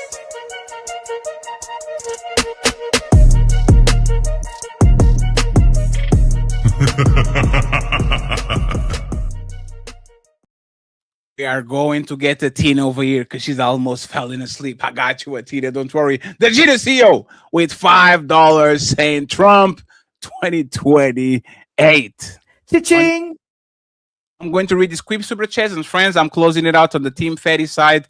We need to monetize the white channel. There's the link in the chat. I'm going to read all super chats, and we go straight to the main event, friends. We're going to bypass the China thing so we can talk about the Jesus thing, okay? The Donald Trump as Jesus, so we can go from there. We have Judas. The untouchable empire, baby. With 1 membership. I appreciate you, Judas. We have the lovely red lipstick vibes. You can find her on Sunday. On the ladies first, I appreciate you, Red. Untouchable empire, baby. We have Frederick in the building saying hello, everyone. The untouchable empire, baby. Member for 6 months. Twisted Puppy has a new emoji come through with 5 untouchable memberships. I believe that there's multiple so-called black leaders who believe that they are untouchable. The untouchable empire, baby. Thank you very much. We have TJ from the Through the Fire podcast saying there is no war. It's a conflict. Ooh-wee. Thank you very much, sir. He comes back and says, tomfoolery. Stop calling it war. Only Congress can declare war, and they have not. Calling it a war is propaganda and inflammatory. Thank you so much, sir. I appreciate you. We have Savage in the building, the sponsor of the show right now. He says, the left doesn't hold the left accountable. Thank you very much. He comes back and he says, the Democratic House member was shot by a guy Tim Walz hired in the government. Another one. We have Mr. Savage back again saying, Ukraine is not our ally. Thank you very much, sir. Member for 22 months, Mr. Justin D saying, LOL, that money that Obama sent to them was owed to Iran. The U.S. had those funds blocked. Untouchable empire, baby. We have Virgo Girl. She been so nice to me lately. Shout out to Virgo Girl. He says, Trump says he likes stupid people. Oh man. Hey.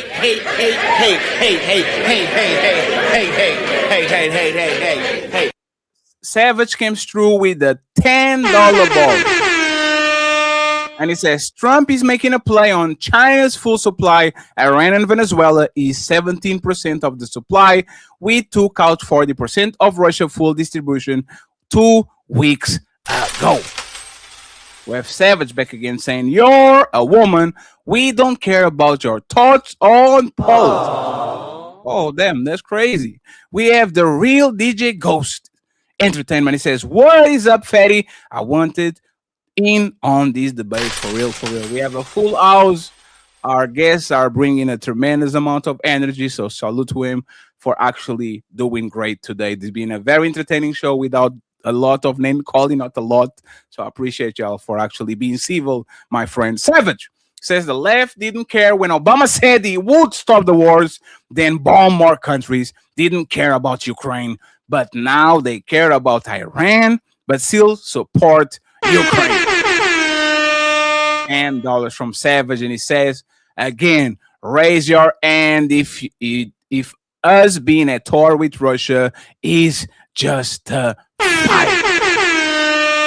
Oh shit, we have the lovely Doris in the building. Member for 3 years. Love you, Doris. The Untouchable Matriarch. I appreciate you, sir. Untouchable Empire, baby. I appreciate you, Miss. Thank you very much. Savage saying the US supplements your country. How can the US supplement my country when NATO is literally a defensive force? And there's not been defensive wars fought in the West on the last 60 years. I wonder.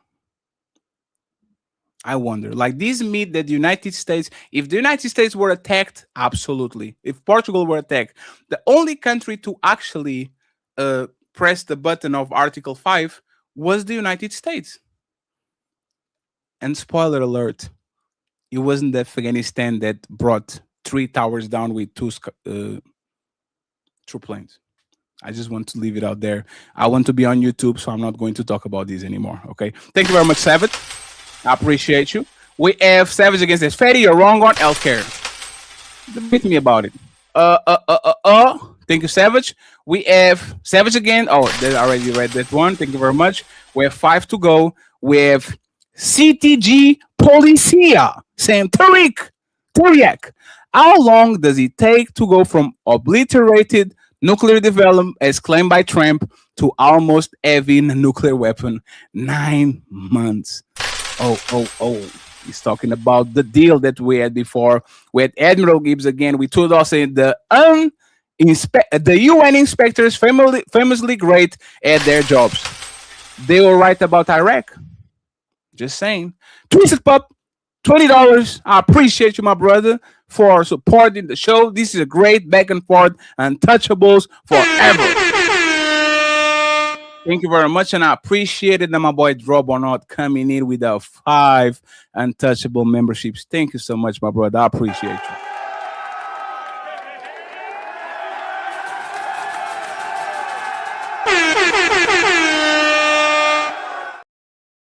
I appreciate y'all having y'all here. There's 200 and a lot people on the Team Fatty side. I'm going to close this stream now. Come to the Wake Up Fatty show and at the watch hours on this side. You can support via Cash App or Super Chat by the coffee link that is going to pin on top. We're going to go back to the show. So friends, I appreciate y'all that are watching on the Team Fatty show. I see y'all on the other side. When voices clash, ideas crumble, and new truths rise. Welcome to Breaking Ground. And we are going to go, friends, to the main event because, let me get the Tina over here and Mr. Chaotic because they're talking about it. Let's go to the main event. It's time to do. And by the way, friends, every single content creator here, the links are going to be in the description. Please go ahead and follow them. I would appreciate it to support them on their endeavors. I want them to come here at least 2 times a month. So let's make it worth it, okay? Main event, Donald Trump posts a picture of him as Jesus Christ, superstar. If Jesus can't save these hoes, why are you trying? What make you think you greater than Jesus? And the world was set on fire. Here is his justification. So why he made that post. Let's listen to him. Did you post that picture of yourself depicted as Jesus Christ? Well, it wasn't depicted. It was me. I did post it, and I thought it was me as the doctor, and had to do with Red Cross as a Red Cross worker there, which we support. And only the fake news could come up with that one. So I just heard about it, and I said, how did they come up with that? It's supposed to be me as a doctor making people better, and I do make people better. I make people a lot. I don't want peace. I want problems always. It's time to do. Tina, and then Chaotic. What do you think about this? Did he violate it? Did he use blasphemy against God, or he actually did nothing wrong? What's your opinion about it? So I know that he wasn't the one to create the picture, but he still reposted it. And then the picture that he reposted was actually altered. So originally it had the like soldiers in the background, and then all of a sudden it had like wings and horns in the background. And there's so much sacrilegious imagery in this. And I mean, to say that it's a doctor is crazy. I get saying that it could have been the Pope, which I wouldn't have been mad at because I'm not a fan of the Pope. But the thing is it looks like Jesus. Like, this is why the Bible says people have they have eyes but do not see, they have ears but do not hear. And this is why I say no one's above reproach. The moment I called that out, people I've known for years went to literally crucify me, and they said, "Oh, who are you to judge?" And I said I was judging his actions and condemning the actions of reposting that, saying that the imagery is sacrilegious. And then they came to essentially try and crucify me personally. And just as the guy said earlier, he said that anyone who goes against this regime, which is crazy to call it that, but that's what he said, anyone who goes against the regime is a traitor. And I have supported Trump for so long. And I'm sorry, when it comes to mocking my God, I'm going to stand by my God. I don't care who you are. It was so sacrilegious and disrespectful. And he could have easily said, you know what? I reposted it. I didn't think it through, whatever. That's not what he did. He just tried to backpedal, justify it. He didn't apologize, anything. And I really like what Tucker Carlson was talking about. He said on Easter, he had posted something, I guess, on X, and he was like cussing on Easter. I don't mind him making fun of Islam because, I mean, I'm not a fan. So, but he was making fun of Islam, making fun of the Pope. Again, I don't care so much because I'm not a fan of the Pope. But it's like he doesn't have accountability for the things that he says. And the left has been saying this for a long time. And mind you, I've supported Trump for a very long time. I didn't always agree with everything he said. But when it comes to God, that's when I got to take a step back and say, you know what, you're not above reproach. And he should have apologized for this. He didn't. Instead, he just kind of like made some excuse that he was a doctor. Anyone with eyes to see knows that that's not a doctor.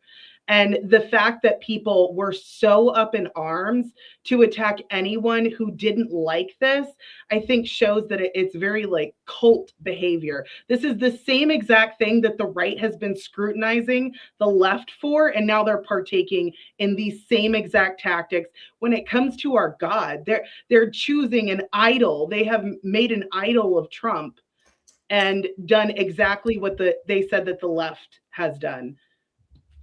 And that's my thoughts on that. Chaotic and interrupted. Fatty, John 14:12. You will do greater works than me. Psalm 82:6. Ye are all gods.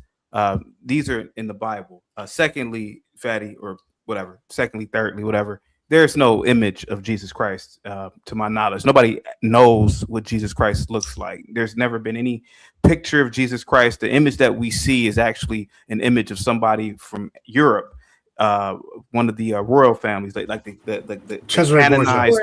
Yeah, Cesare Borgia. Thank you so much. So nobody really knows what he looked. Hell, he if anything, he could have looked like me. I don't know, man. But the fact of the matter is that Christ, according to the Bible, he says that it said that you will do greater works than me, meaning that if you're going to copy somebody, why not copy the best cat? Even if that was Trump attempting to look like Christ. So what? Is he not a child of God? Is he not? Thank you so much, Carl Anderson, for the 28.41 euro.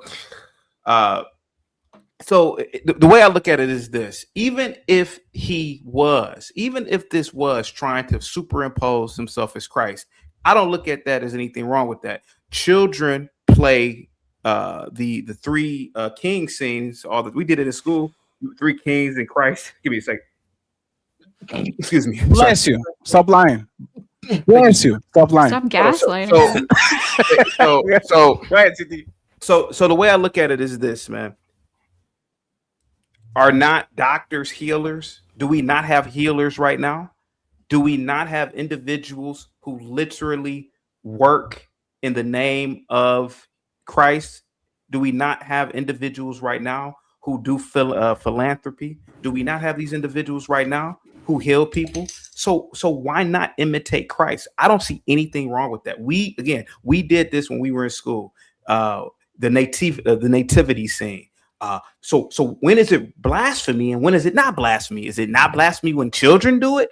So the fact of the matter is that I saw nothing wrong with it, Fatty. I don't look at it as blasphemy. I think if anything, Christ would love the fact that an individual would have a picture like that, or if somebody dressed up like Christ, because why not dress up like one of the greatest human beings in history or gods? I mean, why not do it? He never said don't do it, so why not? Go ahead, Fatty. Just to make sure, any Christian other than Latina here? I'm a Southern Baptist. I'm a minister with 2 religious doctors. I have an opinion. Hey, you know what? Let the Tina go, and then you can get it right afterwards, my brother. Okay, so I believe that one of the first iconographers was one of the apostles. So we do kind of know a little bit of what Christ looked like. Just a little correction there. But regardless, I know what you're saying about Borgia, but I think comparing Trump to a kid, like doing this dress up, whatever it is that you called it, is a little wild. He knows exactly what he's doing. There's no humility in this. This is idolatry. And it's sacrilegious. And this is what I'm saying. Like, it's so disingenuous that you're not going to call it out. This is your, I mean, I believe you're a Christian. Is that correct? I am an institutional Christian. Yes. Okay. So if you deny him, he will deny you. This is blatantly sacrilegious. There's no humility in this. In no way. I have a rebuttal too, Fatty. Go ahead. Absolutely. In no way. Point to Tina, and then we get Admiral and Chaotic. And let me change your name because this is the speakeasy debate. This says against. I don't know exactly what do you guess for. Go By ahead, the way, Tina. Gibbs and Chaotic, if you want me to completely blow this argument out of the water, just let me know. Just call me up when you want, 3 boys. against 1. Damn, y'all can take a Tina 1-on-1. That's crazy. Jeremy, thank you so much for the $25 Cash App. Jeremy has an emoji too. Go ahead, the Tina interrupted, and then I want to hear from the 3 fellas. So I get that someone else made this image of him and then he reposted it, but we're not supposed to praise ourselves. If others praise us, that's one thing, but him reposting it and then saying that he thought it was a doctor, like, it's just, everything about this is so disingenuous. And then the reaction that people had, it's literally like watching a cult. Like, as soon as people, after, Trump, his ear got clipped and people started wearing the band-aids, I was like, okay, this is getting a little creepy. Like, at what point do you say this is not okay? Literally nothing he does will get any scrutiny from the right. And that's not normal. He's not perfect. He's not Christ. All right. Well, Fatty, you there, buddy? Yes, sir. 1 Timothy 2:12. I do not permit a woman to teach or have authority over a man. 1 Corinthians 14:34. Women should remain silent in churches. No offense to you. We're not in a fucking church. Let me. Oh, I'm sorry. You can land the plane, Mr. Chaotic. Yes, you can land it. Was the universe not created by God? Isn't the entire universe a church within itself? The fact of the matter is that I'm listening to a woman trying to teach me about the Bible. Ma'am, you are in no position to even talk to me about the scripture. No, you're just not. No one. Hold on. I was quiet. No woman is. You're not. I mean, no offense to you. You're not a man. You are not the master and commander of this planet. You are not over. It's man. Wait, so why is Trump's spiritual advisor a woman? Can I ever finish? Just curious. Trump's spiritual advisor is a female. Don't say it's fine. I don't want to do it. I swear to God, I talked about this earlier, bro. I got it. Call it what you want. What is LeBron looking for?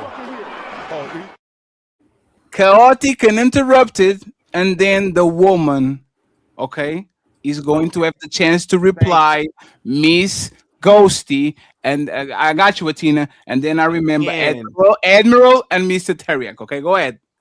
Again, the only reason why women are even talking to me or other men about the Bible is because of the goddamn Protestant church. If it wasn't for the Protestant church, you wouldn't even be speaking to me about this stuff. You don't know the Bible, ma'am. It's not for you to interpret.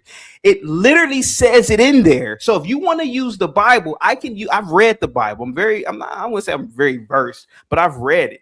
Ma'am, it's not for you. If Donald Trump wants to appear like Christ, that is up for a man to interpret. I'm a man. I'm telling you, I didn't see anything wrong with that. Now, if another man says something, that's fine. Okay, it's just two guys talking. But ma'am, you are in no position. You are not in clergy, and you're not supposed to be in clergy. You're not. You're not. Go ahead, man. I'm done talking. Thank you. Go ahead. Go ahead, Ghosty. And Or then do you want to respond, Athena? All I wanted to say was that Trump's spiritual advisor is a woman. That was the only point I was making. But yeah, Athena, please reply. So I understand what you're saying about the Protestant church, and yes, women have no place in the church to teach. The scripture is very clear. Why would it make it clear that women shouldn't teach in the church if they're not supposed to teach anywhere? And why would the church, Saint Catherine, that's actually who I'm baptized after. The Orthodox Church made her a saint. She debated with 50 men and won. So to say that women need to be quiet all the time and that we can never speak is just not the truth.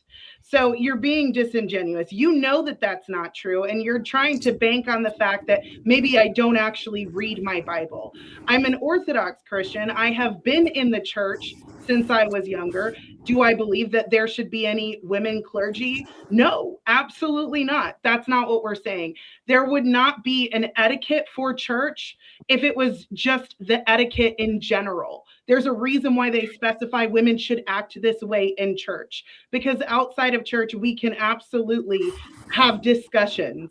So I just wanted to say that. I think it's important that you said something just now that I think really needs to be framed in the aspect of this number. I'll let you finish rebuttal, then I'll go fully chaotic. I just want to say, since you said you're Orthodox, it makes more sense why you specifically would be upset about the iconography. We can go into that a little more in a moment. But chaotic, you seem like you want to. I have a whole thing, but I want to let him rebuttal.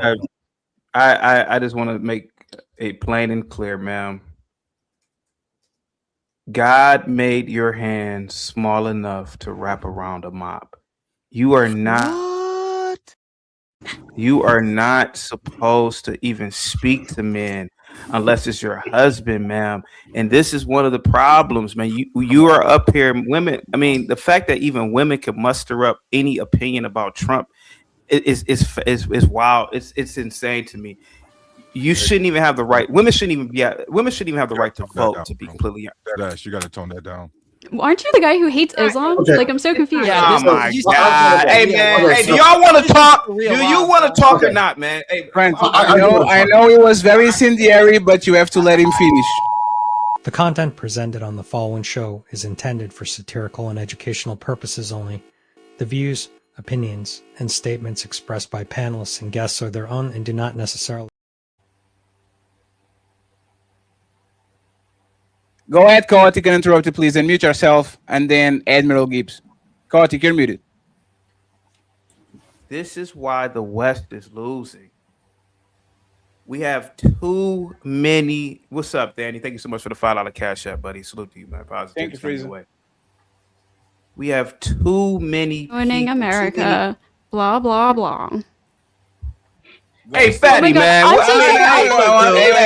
been talking to my stream. I thought it was muted. Y'all don't have to make me do my job. I said at the beginning of the show, if y'all interrupt, I will mute y'all. So I thought I was muted. I was talking to my stream. I'm so sorry.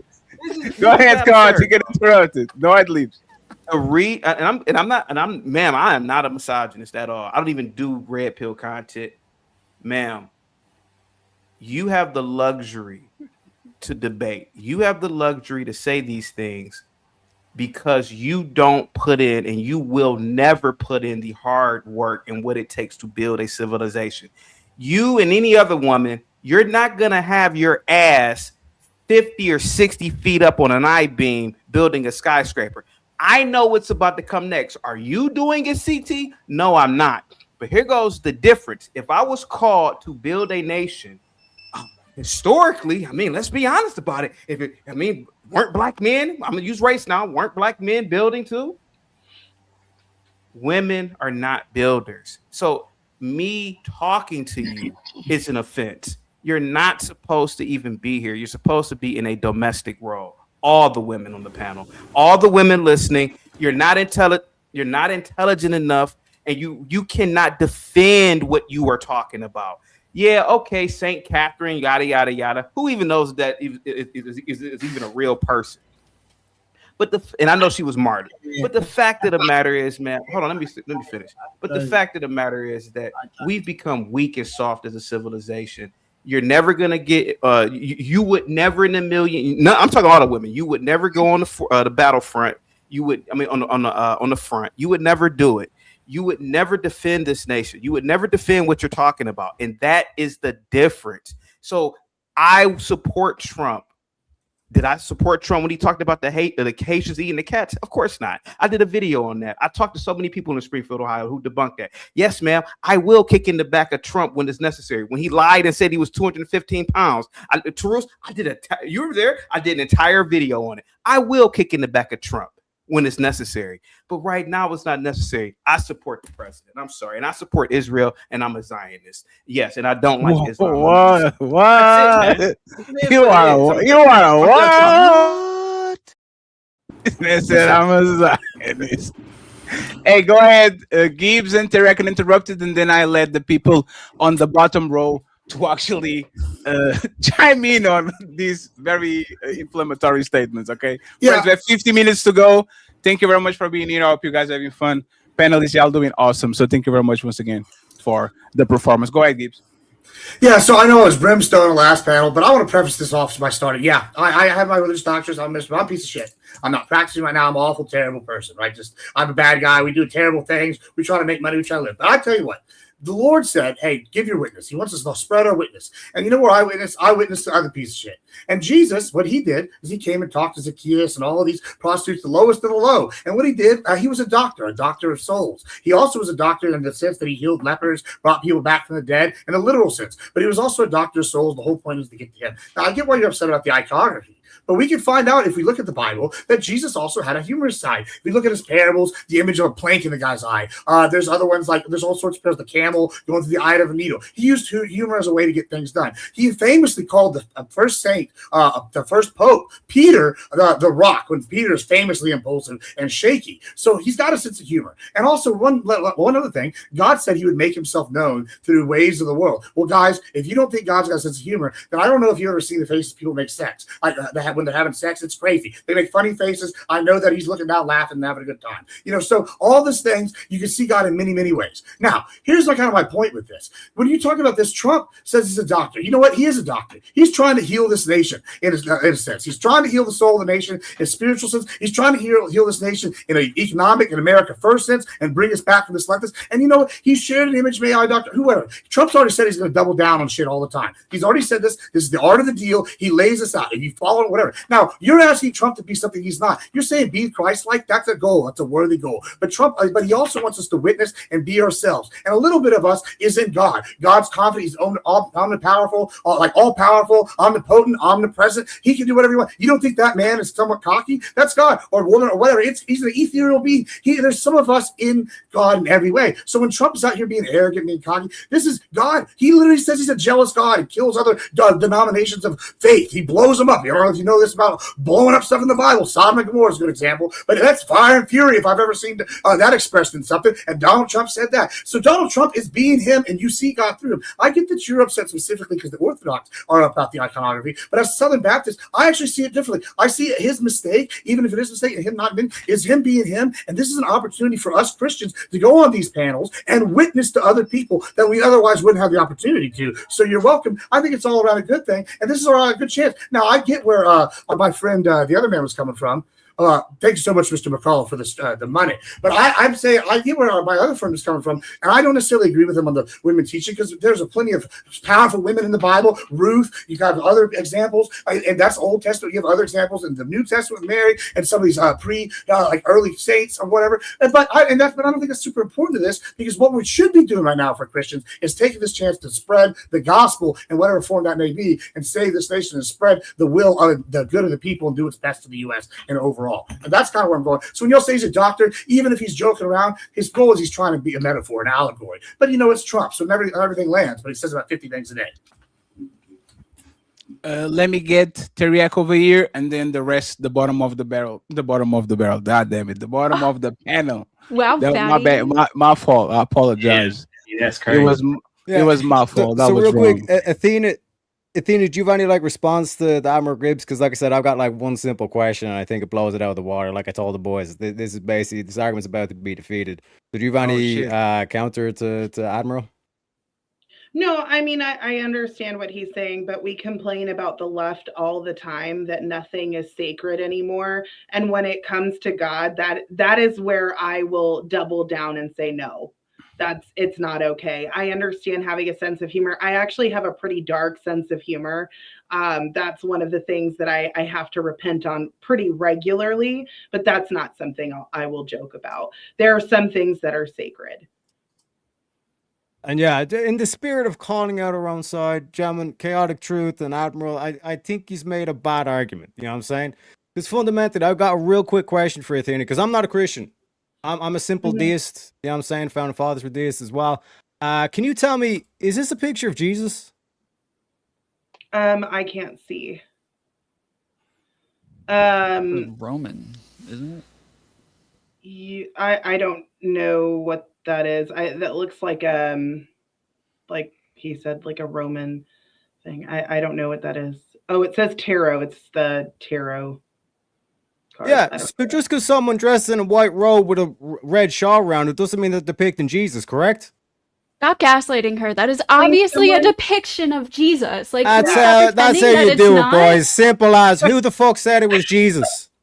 Who the fuck said it was Jesus? A bunch of leftists who are atheists anyway? Get the fuck out of here.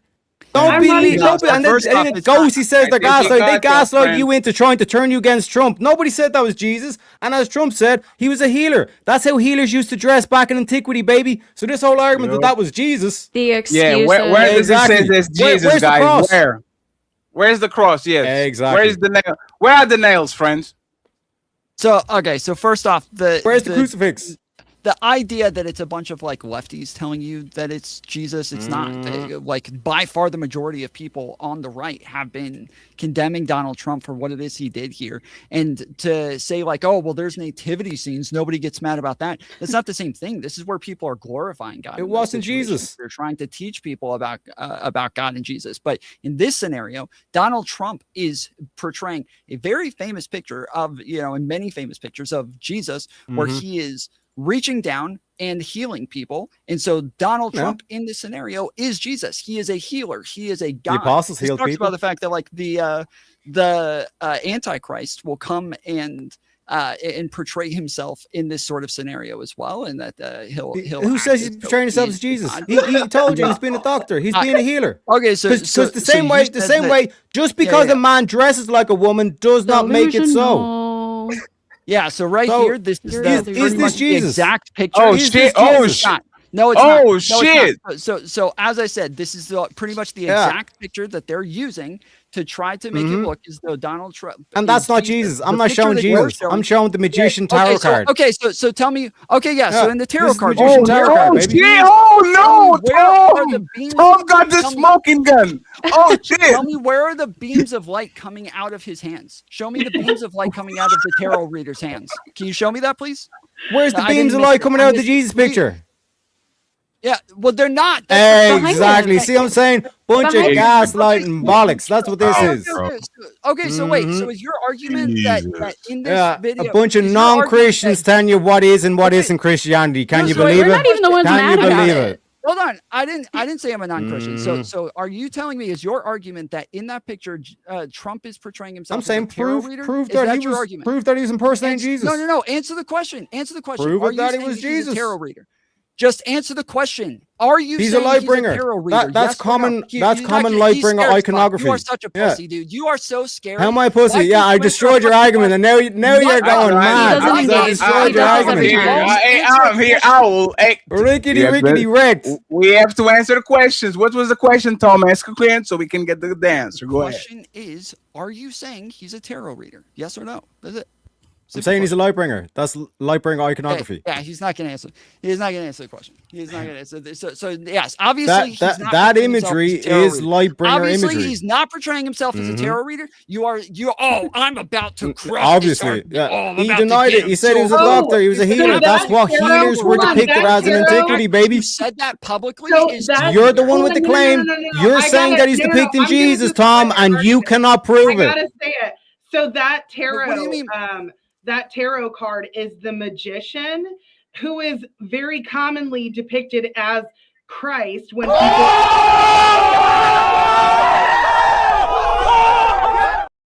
when people do tarot readings, they use that as Christ. Just so you know. Oh damn, that's crazy. So are you saying that tarot is Christianity?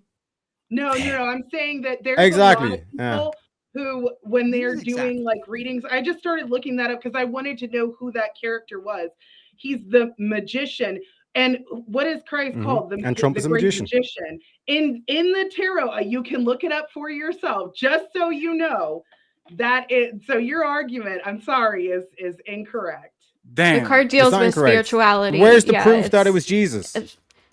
So so when you say where's the proof, here you go. When people portray Jesus, how do they normally dress? Like what is it that on a they cross dress in as Jesus? On a cross. They dress on that across his clothes. Yeah. That's crazy. You won't answer a fucking question, can you? Is he wearing a white robe? Is he wearing a white robe with a red thing around him on the cross?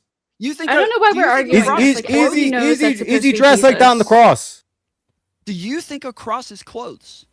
Is that what you think? I asked you. Okay, what is Jesus wearing on the cross? What is Jesus wearing on the cross? I don't know. Why are you pivoting? Exactly. So why are you trying to? If you don't even know that, then why are you trying to say that he's depicting Jesus? No. I You're not even a Christian. Only clothed on the cross. He wasn't clothed any other time in his life, just the cross. Listen to the words, okay? When people portray themselves as Jesus, what do they dress in? How is he normally portrayed? What is he wearing? Can you answer that? He's normally depicted on the cross with barely any clothes on. He can't answer. He's not gonna. He's never gonna. I just answered it. I just answered it, Tom. Get rid of this guy. Don't get confused, Tom. This is not the debate. This is not the debate. The question was not how was Jesus dressed on the cross. The question was how is Jesus regularly dressed. Okay, let's not go with the cross. Let's go ahead, Teriak. You got it. He's depicted, so that is clearly like a depiction of Christ. So you can. This is so disingenuous. Even the tarot thing, that's supposed to be Christ. Is the depiction of the tarot card? Is that you're saying that's Jesus Christ? Are you saying that tarot is Christianity? In tarot, they use that as Christ.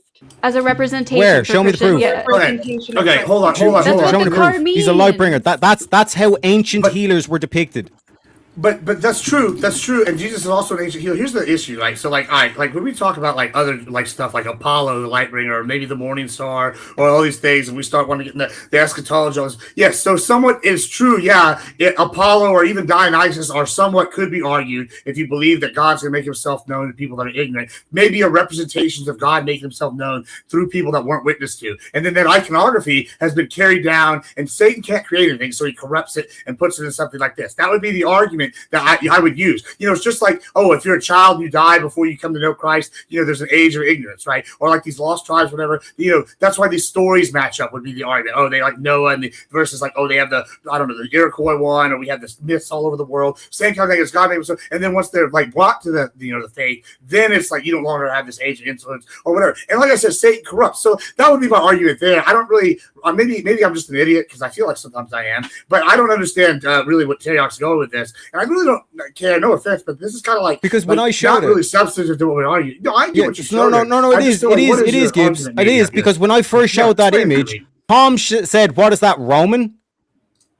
So when I showed that image, it wasn't like, oh my God, Jesus instantly popped into your head. But the tarot was influenced by the Greeks and the Romans, right? And would you say Christianity has like adopted things like Mars Hill when Paul gives his testimony to the Greeks and uses their stuff like so that? what I'm pointing out is just because someone's wearing a white robe and a red scarf does not mean that's automatically Jesus. As Tom proved, because he said, "What is that, a Roman?" Yeah. I'm sorry. Hold on. Wait. There's a big difference when you're showing a cartoon of some random person with short blonde hair that's cropped. This is very different. Whereas instead, if I walked in here in a long white robe and a red shawl over me and started, I'm healing this. Watch me heal that with lights coming out of my. You get no shot. You guys would be like, "Oh, Tom's just playing a terror." That's probably what you would say. Teriak, I believe you probably would say that. The rest of the people on here who actually know who Jesus is and have read the Bible and know what the fuck they're talking about, but the rest of them like fed into the gaslighting and the propaganda and shit. But what did I do? I was a That's doctor. crazy. Who is Trump pretending to be? Stop saying I've already made my statement on who it is. You tell me, who is he pretending to be? Who is he pretending? Yeah, who is no, actually, no. Let me refine the question just 1 second, Tom. Terry, do you believe that that's a doctor? An ancient Because he said, "Oh, this is a doctor." And right? as Gibbs already pointed out, that that's how ancient Jesus was an ancient healer. So no, 1 second. That's because look at the top. Can you zoom in? Can you zoom in on that image? I can zoom in on the top, but it looks like there's like some military people on the top. What is that? It's like a that's a light bringer. That's Lucifer. And when you go to the triumphant arc thing that he posted as well, that's another Lightbringer iconography. The same as the Statue of Liberty is Lightbringer iconography. Just because you guys bought into the propaganda, bought into the gaslighting that a bunch of non-Christians told you he was depicting Jesus is not my issue, but I've got Trump's back. So who is it? What is he depicting? What is he supposed to be? Trump. Answer the question. A Lightbringer. A Lightbringer. A Lightbringer, Tom. Is a Lightbringer, right? Yes. A Lightbringer. Lucifer. Okay. Yes. What is a Lightbringer? Wild. That is so you're saying wild. that he is. So you're saying he's Lucifer then, is what you're saying. He's depicting himself as Lucifer then. Yes. A truth bringer. Yes. That's what Lightbringers do. That's that was not the question. In Nietzsche, the madman holds up a lantern in the early morning I love hours. you, man, but you've been very slippery. He didn't ask if he was safe. I'm not being slippery. I'm arguing the point. No. Tom, what is the person exactly that you're asking if he is or not? I'm trying to get him to actually take a stance. He won't actually take a stance on who it is. So he's taking a negative stance saying, well, I'm saying that you guys can't prove it's Jesus. And I'm saying, okay, well then who is it? You prove who it is then instead. But okay, so if I dressed up in all camouflage. I can show you where I can show you. And I was and you were like, Teriak, you're impersonating like some general dude. I'm like, no, I'm not impersonating general dude. I'm just dressing as an army man. Oh, Whitey's answer. I can never talk about anybody interrupted me. Okay, so in any image of like images of like Donald Trump, or sorry, not Donald Trump, of Jesus being depicted, almost every single time they're going to have him in these like red robes. Not when he's on the cross. Can you put me back up on the main thing? Oh, absolutely. How many he's on the cross? So like the majority of them are going to be like this, where he's in a white robe and he has a red sash on or a red that's kind of. Oh wait, are those other people Jesus in that picture as well? No, scroll up. Are those other people in the picture Jesus as well? Wait, what? What? Scroll down. Scroll down. Keep going. That picture right there. Click onto that picture. Huh? Click onto that picture. This one? Yeah. Yes. Make it big screen, baby. I actually need the chair actually. Yeah, make it big. Zoom in on it. That's what she said. Because everybody in that picture is wearing a white robe with a red scarf. White and red. No, but so they all Jesus? One second. It literally says vintage. 1 second. Let me read it. It says vintage. Wait, 1 second. It says vintage Jesus healing scene framed such and such and such. And look at the dude on the left. What is he wearing? The same thing as Jesus. No, sorry, no. Hey, 1 second. 1 second. Hang on a second. Go what are we talking about here? So is there two Jesuses now? It literally again, is as we said titled earlier, Jesus.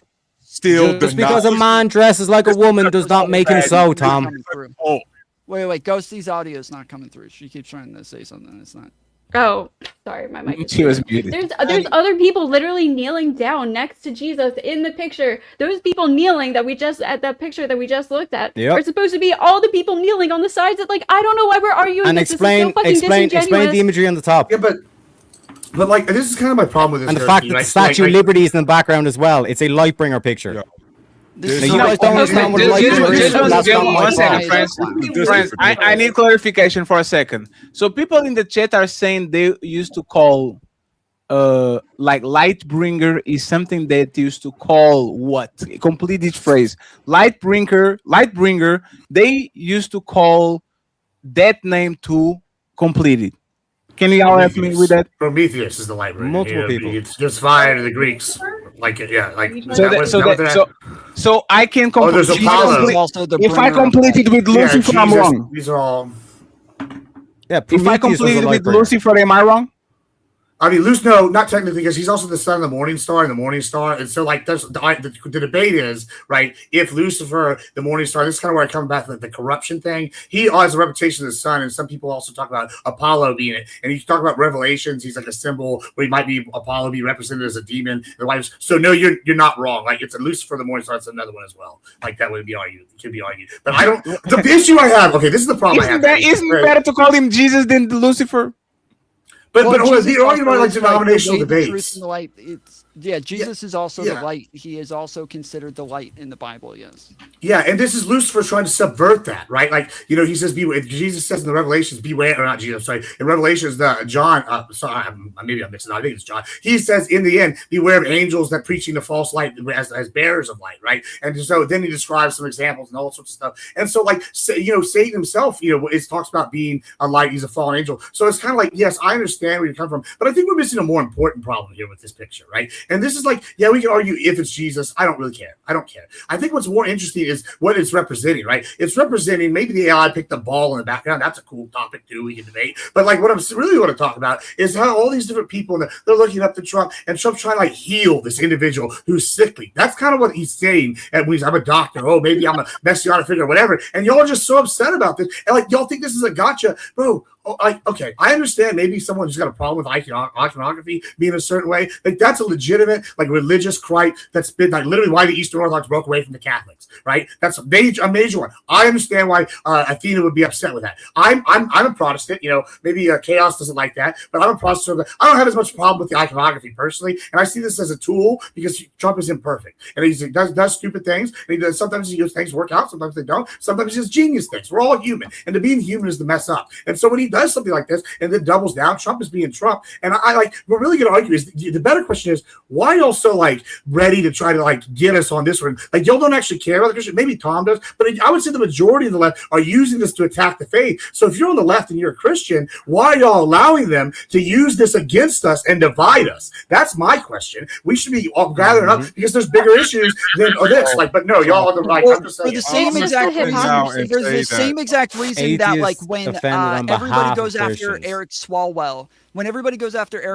and they make a big deal about the fact that this is supposed to be the party of believe all women, and the fact that like one woman comes out against him and they don't kick him out, or as the one woman goes after Joe Biden, they all say, "Oh, this is supposed to be the party of believe all women. Why did you guys vote for Joe Biden?" This is the same reason as you're trying to hold the people to their standards. And while that you say you're Southern Baptist, my dad's a Southern Baptist pastor, my brothers are Southern Baptist pastors. I live in Atlanta. Like this is something that Protestants also find very offensive. And again, it seems like by far the majority of Trump's base was very offended by this. It wasn't just the.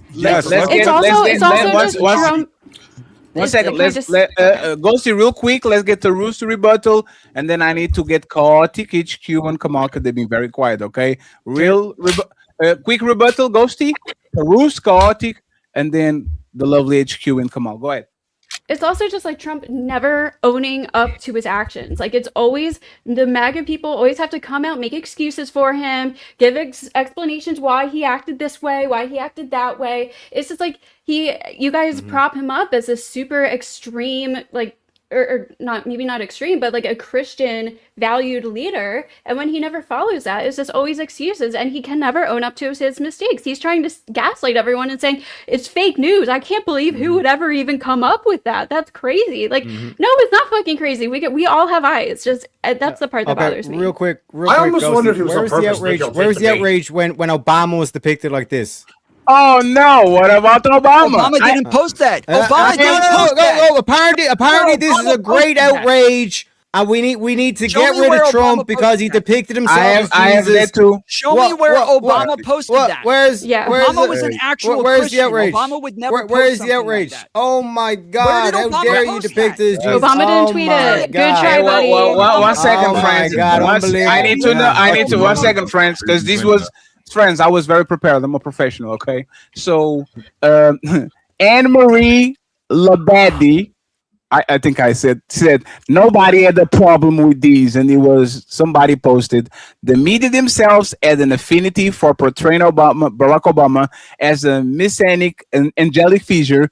Zero outrage from the Democrats or the left. The New Republic, January 2008.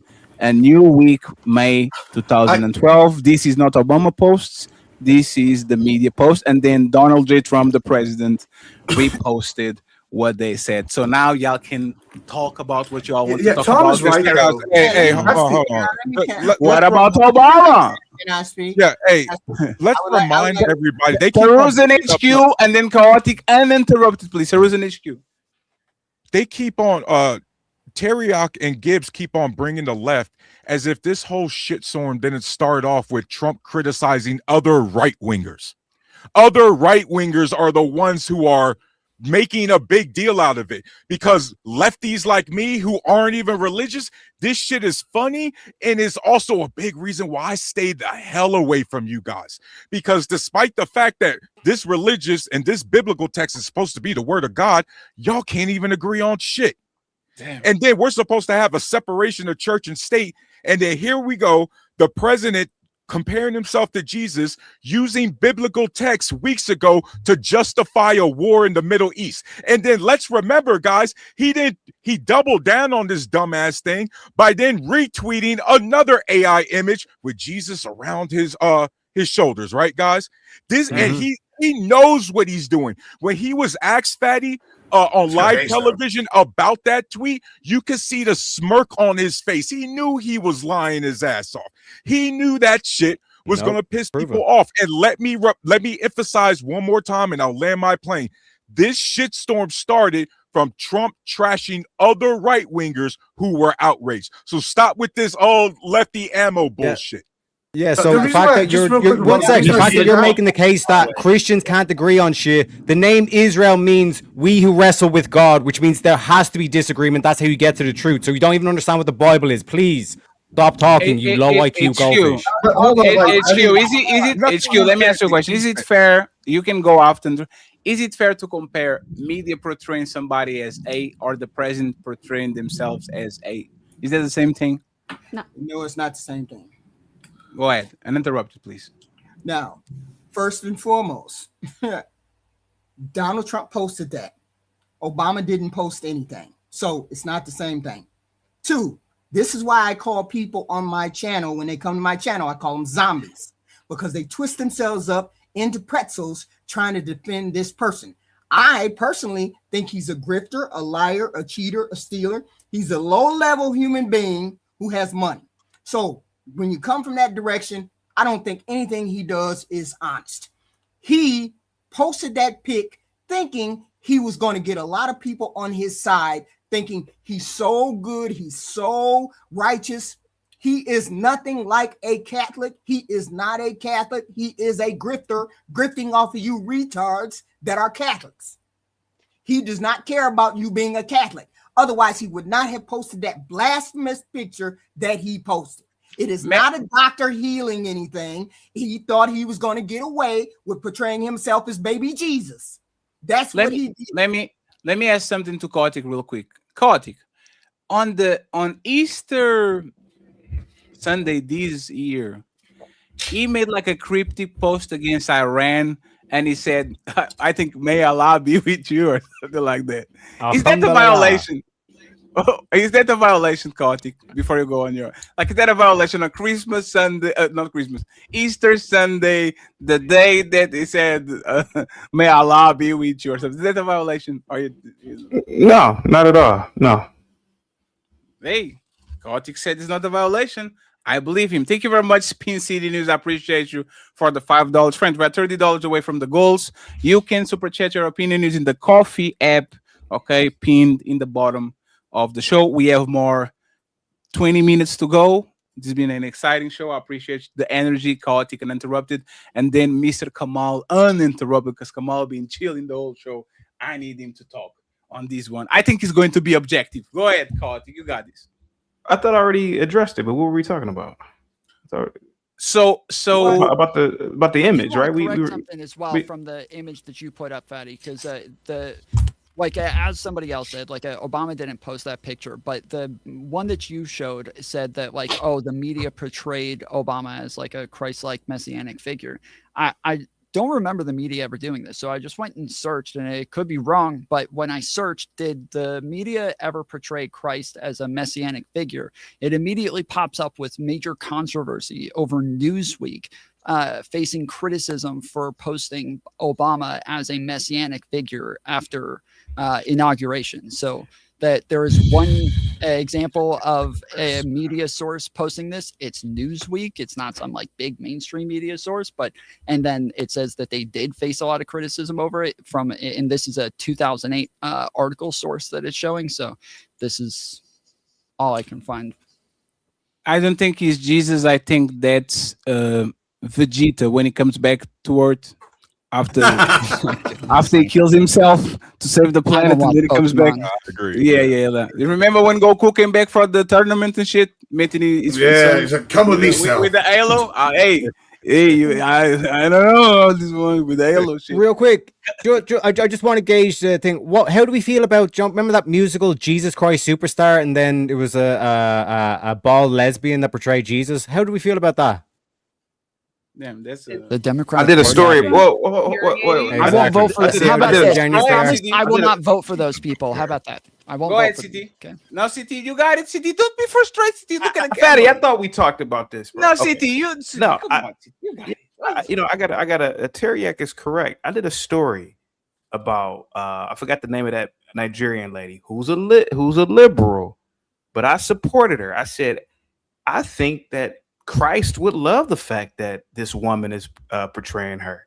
So I agree with that. I did an actual story about that woman. What's her name? Zacchaeus.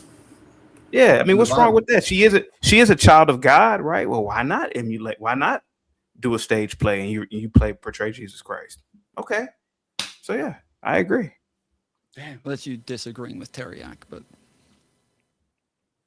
You said I'm all I simply asked him was how do we feel about Jesus Christ Superstar, and it was silent. Yeah, I thought Terry. I thought I was all the fake outrage on the bottom panel because they said nothing. Yes, you said nothing. You're bringing up it. You said nothing. No, wait. You think I said nothing? I said that if I will make a deal that if you say that you won't vote for Donald Trump for doing this, I won't vote for the people who made that play. Deal? You want to do that? Yeah, as an Irishman, I won't for Donald Trump. Yeah, there you go. Oh, well, I guess, yeah, fair enough. Gotcha. If he did, he voted for the Democratic Party. You'll never get me Lucky Charms. Another fucking country, dude. Sitting there simping for another country with a Make America Great Again hat. Because they're the protectors of the goddamn motherfucking free world. And don't you forget that. We are. Right. Talk about stay on your grifters. knees, buddy. Fatty, what did you want to ask? Fatty, what's up, buddy? I want to ask if you yourself, you need unequivocal evidence that Donald Trump is being blasphemous to put that jacket on him, or you could use a little bit of the deductive reasoning, because there was a lot of people pulling up pictures and all that. But there was a lot of people did this change in any way, sort of way, your opinion, or you stick with it? No. Blasphemy is a perspective. Right, blasphemy. We all have our different perspectives of blasphemy. I'm pretty sure all of us aren't the same religion. I'm pretty sure all of us aren't the same sect. So yeah, it's just a perspective thing. It's what's accepted and what's not accepted. There are some people who believe that what Trump did it's honoring Christ. There are some people who believe that he didn't even look like Christ because, let's be honest again, nobody's ever seen Christ. There are people who brought up the fact that this image has been used in ancient Rome. I'm talking about the garb. So it's all a matter of perspective, man.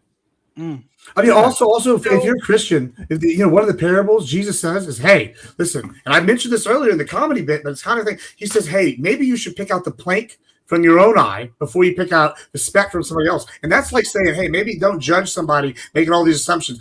Same thing when he talks about not stoning the woman. Ye without sin be the first to cast the stone, right? Like, why he's saying this? Because who are we to cast the stone? Who are we to know the other minds of other people? Like, this is the problem you say. Like, I get heavy criticism, and if you have actual criticism, fair, but this is like, I feel like, listen, this is being taken advantage of by people here. I'm in conservative circles. I do debate fairly often, and I've only heard, like, this is the first time I've heard of it. I know it's recent, but like, it's a very small group of people that are upset, and it's mainly ortho bros. And I get why they are, and it's because their iconography is key to their denomination. That's literally why they broke away from the Catholic Church, or one of the main reasons, right? And so when we're sitting here talking, I get why they're upset, but for the rest of us, this is just being weaponized against people that are Christian that voted for Trump, because the alternative was insanity. So like, you got us. He said something sacrilegious. I mean, even if he did, he's human, and God works through imperfect tools. That's kind of my theory there. But it's Christians who are weaponizing it. You guys keep trying to make it sound like it's like the left that's weaponizing this. It's not. It's Christians who are upset about this. It's Christians who. This is a famously lefty podcast right here. Hold on. Flooded his comment section.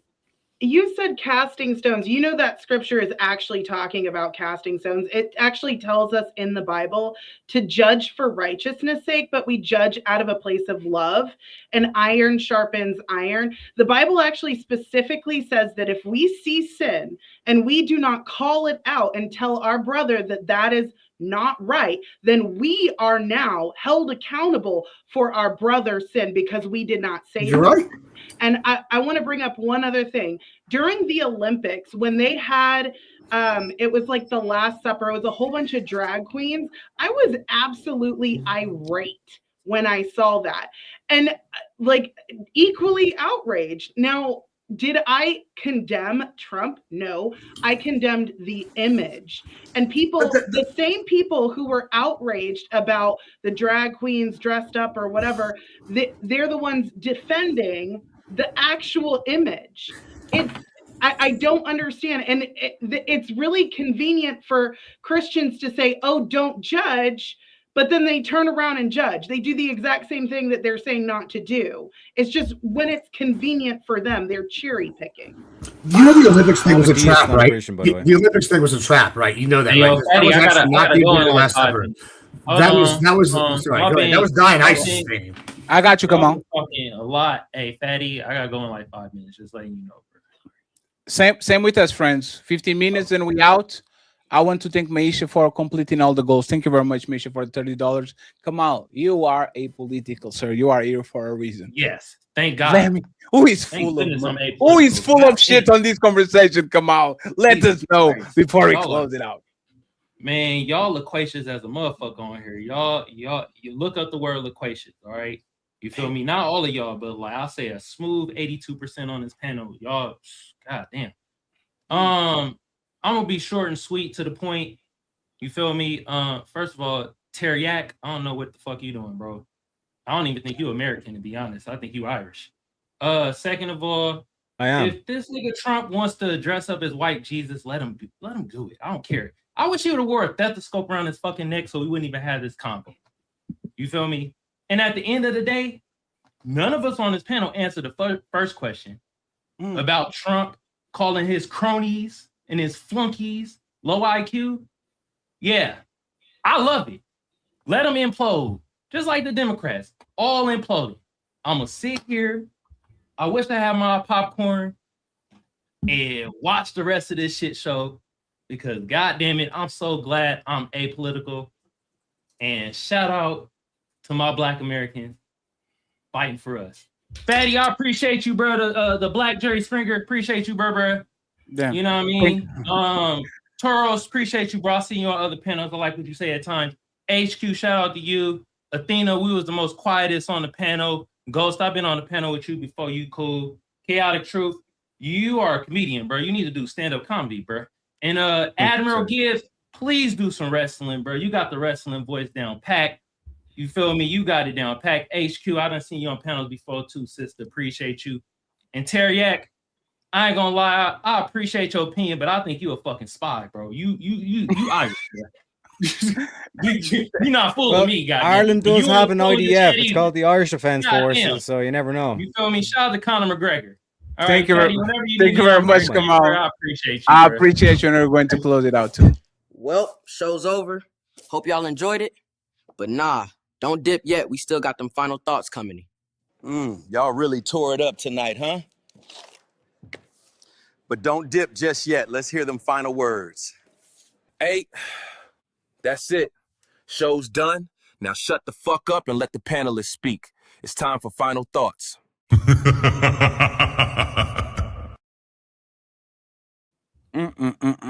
So, friends, I think we got to the end of it safe this time. The show didn't blow up at the 10-minute mark. I appreciate y'all for practicing a little better restraint in the group last week. I'm going to try to bring the fantastic and speakeasies and all these again. I will just put these on the frame on the wall so they can see how well behaved y'all were. Okay. So once again, thank you very much. Gibbs, great energy. Mr. Chaotic, thank you very much once again. I appreciate you, sir. HQ, awesome. Tarus, thank you very much for the smoke. And hey, Tallman, I think y'all need to debate. You're the two fellas, Mr. Tallman, Mr. Teriak. I appreciate you and the lovely Tina. Glad to have you back, even though you're I wish busy. you would have debated here. That would have been great. Yeah, but the Teriak is very slippery. You see what I'm saying? You have to get him on a one-on-one setting for him to actually go ahead and do the whole debate thing. So once again, I appreciate y'all, friends. Anybody? Oh, and Ghosty was sad that me. Ghosty already crying because she was up there and I didn't. So glad to have you back, Ghosty. Thank you very much for being here. Final thoughts. Y'all don't have to do it. I'm going to be putting everybody links on the description immediately after the show, and all the clips are going to have them. Please make sure you subscribe to every single one of them so y'all can support the gang. The Breaking Ground show always on Thursdays 5 p.m. Tomorrow we have so many heavy eaters tomorrow. The ultimate Kevin Samuels debate. Mr. Let Go and Obsidian are going to duke it out with Mr. Fantastic, Napa. We have my boy Nino Nation. Oh my God, there's going to be a star-studded show. And on Sunday, the Riz Academy meets Ladies First. Tyranny is back. We're going to have another infamous Ladies First, always at 5 p.m. Eastern. So make sure you support us. Friends, who wants to go first as final thoughts? Please, less than 30 seconds. I would appreciate it. Once again, thank you very much for being here. I don't really have any final thoughts, so I was just gonna say thank you. And I pretty much thought this panel was a perfect display of the hypocrisy on the right. But other than that, it was Oh shit. Time. Hey, Ghosty, what do you think about what Chaotic said, that infamous y'all ends are for old in mops comment? It's unoriginal. And then he said, but I'm not a misogynist. That's what he said. He said, you weren't impressed? Yeah, I heard it 1,000 times. Michaela, not impressed. Chaotic. Sorry. You know what's really funny though? I just cleaned a house today, and so I was holding a mop earlier. Shout out to Athena. That's what I'm talking about. I would think it's embarrassing if you have like a woman that you think isn't capable of understanding the scripture, yet you just keep running away from her every time she makes an argument towards you. But on top of that, when Gibbs earlier, you're talking about like a speck in your eye or casting the first stone. These are like talking about holding other people accountable and not being a hypocrite. That's like normally what they're talking about in those situations. Whereas in this case, we're not talking about casting a stone. We're not saying like go hurt Jesus or act as though like everybody else is perfect. We're talking about just holding him accountable as a politician, like as somebody who says that he represents Christians, as somebody who says that he is the best president for Christians and that he has converted to Christianity. Like it'd be good if people held him to that same standard. On top of that, I'm like 90% positive I was on a panel with you back in the day when that thing happened at the Olympics and you were upset about the way that they portrayed the Last Supper. Oh shit. Oh shit! Yeah, that's actually I could actually wrote that. I brought the Dionysus thing then too. I said if it was, and I haven't watched it, and then we watched it. I did it. Yeah, and it's the Dionysus representation was my thing. I know we got Dionysus cut over there behind me, and like I agree. And I think this is my only last thought here is like, yeah, I think that my point being, especially to my other Christians here, is yes, if we want to get together, we want to talk about it and say, well, we're upset. We should do that. We should call it out as Christians, and I'm not opposed to y'all doing that. That's a good thing, and I'm not arguing that. However, the bigger problem, and to be fair to Tom, he leans a little more left than me. You know, and he's a little partisan. I lean on the right. I'm a little partisan. To be fair to Tom, like I understand why if he's on the left and he's Christian, once again, you have a valid point. However, the rest of the left is weaponizing the debate within Christian sides and our criticism of someone who's represented to weaponize it to use it against us and say, hey, we're going to come against Christianity as a whole, and we're going to come against people that look at these dumb Christians. They can't even get the act together against themselves. Oh, look at all these righties. They're getting bamboozled by Trump. He's calling them dummies, and oh, look, he's just using this. Like, they're using this to make us look bad as Christians to push their agenda. That's my bigger problem. Like at least Tom's honest. He's a Christian and he likes that agenda. Now we should respect people like that. Well, that's fair. But the other people on the right, they're using this against us, fam. And it's just a small disagreement among brothers. And that's my closing thought on it. If I can, real quick, I just want to understand. Christians do regularly get really upset with Democrats and the left for the way that they portray Jesus, for the way that they talk about Jesus, for the way that they show him. And so I don't think that this is just them weaponizing Christians' own religion against them when they don't have anything to say about it. This is them saying, yo, you guys get mad at us for this stuff all the time. That if Obama did something like this, you guys would have flipped out. But then when Donald Trump does it, for some reason, they all kind of make excuses and try to find a way to justify it instead. When just for years and years and years, they've been making a huge deal about any time somebody says the slightest wrong thing about a Christian on the left. Damn, that's crazy. Yeah, just to point out why I don't like, because real quick, shout out to Ray bought you a hamburger for the $5. Wait, what? It was Ray. Oh, Ray, yeah, shout out to Ray for $5. Thank you very kindly. Sorry. My mom took Tylenol, okay? Thanks for having us, by the way. I appreciate you, Edmund. You did great, man. Thank you very much. Hamburger Elper. The whole like slippery thing that I done that intentionally, right? In terms of like, we had to sit through an hour and a half of all these lefties turn around and say, but guys, this Islamic terrorist regime is saying they won't make nukes and we should be cool with them and we should appease them, all this kind of stuff, with no proof. So then notice when Trump is there saying it's clearly Jesus, and I'm saying, well, through his history, this has been a regular depiction from other things. It's like, no, I know Trump is lying. I know Trump is this. So you just pointed out your own hypocrisy, where no matter what Trump says, no matter what Trump will claim, you don't believe him, but you don't have that same energy for the Iranian regime, who have proven themselves to be terrorists. But real quick, I do want to shout out Fatty. Thank you very kindly for having me on the panel. I had a blast. Shout out to Chaotic and Admiral Gibbs. I think he's put up an awesome fight. Shout out to Athena as well. Like I said, trust your president. I know he does a lot of trolling and all this kind of stuff, but please keep trusting your president, because he will make America great again. The rules, you need to, like I said, implore some logic. You know what I'm saying? Learn the 3 laws of logic, get some reasonable arguments, all this stuff. But I do like the insults, you know what I'm saying? Also, Tom, hopefully we can set up a debate. My boy Speakeasy does the Swords of Reason. It's a one-on-one event. It's pretty good stuff. We'll check it out. Ghosty. Do it literally anywhere else. Ghosty. That's crazy. You just... Trust me, just pick up a broom. You'll get back into your femininity. And HQ, I think we've gone pound before as well. Shout out to you, oh, HQ. Shit. Appreciate you, Kylie. I got a bail. But thanks for having me on, folks.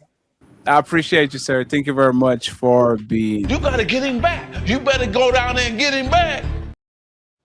Let's get. Just to be clear, I think Iran's terrorists and liars. I don't know where he got that from. I think they're terrorists and liars. So. I don't like Islam. I don't like Iran. I don't fuck with that shit. Like, let's get HQ and Tarus, and I think we are done with everybody else, and we bounce. Okay. My final thoughts. Donald Trump went into the room with 2 sets of groups, 2 sets of people. Marco Rubio and JD Vance and a couple other people, and they said, let's not do it. Let's not go to war. And then he went into another room with the Mossad and Netanyahu. And Netanyahu and the Mossad told him that he could push rainbows out of his ass, and he could own Iran, and he can do all of these wonderful, beautiful things if he invaded Iran. Now, that is a foreign entity telling our president to do what he did. He also went into the room with our people, and our people said, don't do it, including Vance, Marco Rubio, and Tulsi Gabbard. But he went with the Mossad. So I just wanted to say that. That meeting did happen. 2, he is a morally deviant human being. So the things that he does comes from that perspective of being a morally deviant human being. Because you can have morally deviant human beings that are rich. So he is one of those. Okay. And that's all I have to say. Thank you very much, HQ. I appreciate you. And Mr. Tarus, take us on, please. I really enjoy this. Fatty, CT, HQ is always a pleasure. Ghosty, Tom, Gibbs, Athena, very nice chopping it up with you guys for the first time. To the audience, man, this is why I stay far away from religion, and with MAGA specifically, guys. This is, again, they don't even take their own virtues seriously. Look at MAGA, guys. They got a problem with women. They got a problem with minorities. They got a problem with the LGBT. They got a problem with Muslims. They got a problem with Mormons. They got a problem with Asians. They got a problem with the Chinese. They got a problem with more Middle Easterns. And now they got a problem with themselves, because the reality is they can't get along with anybody. And so you gotta wonder what is up with this perpetual victimhood that MAGA is always projecting on everyone else. It is a problem, and it's turning into a plague. Those are my final thoughts. Damn. Friends, I appreciate y'all. CT, Ghosty, Tom, Admiral, Athena, HQ, and Tarus, but I have to kick you out of my house. Great show, great energy. I appreciate y'all, and I'll see y'all probably in 2 weeks. This is Sparta!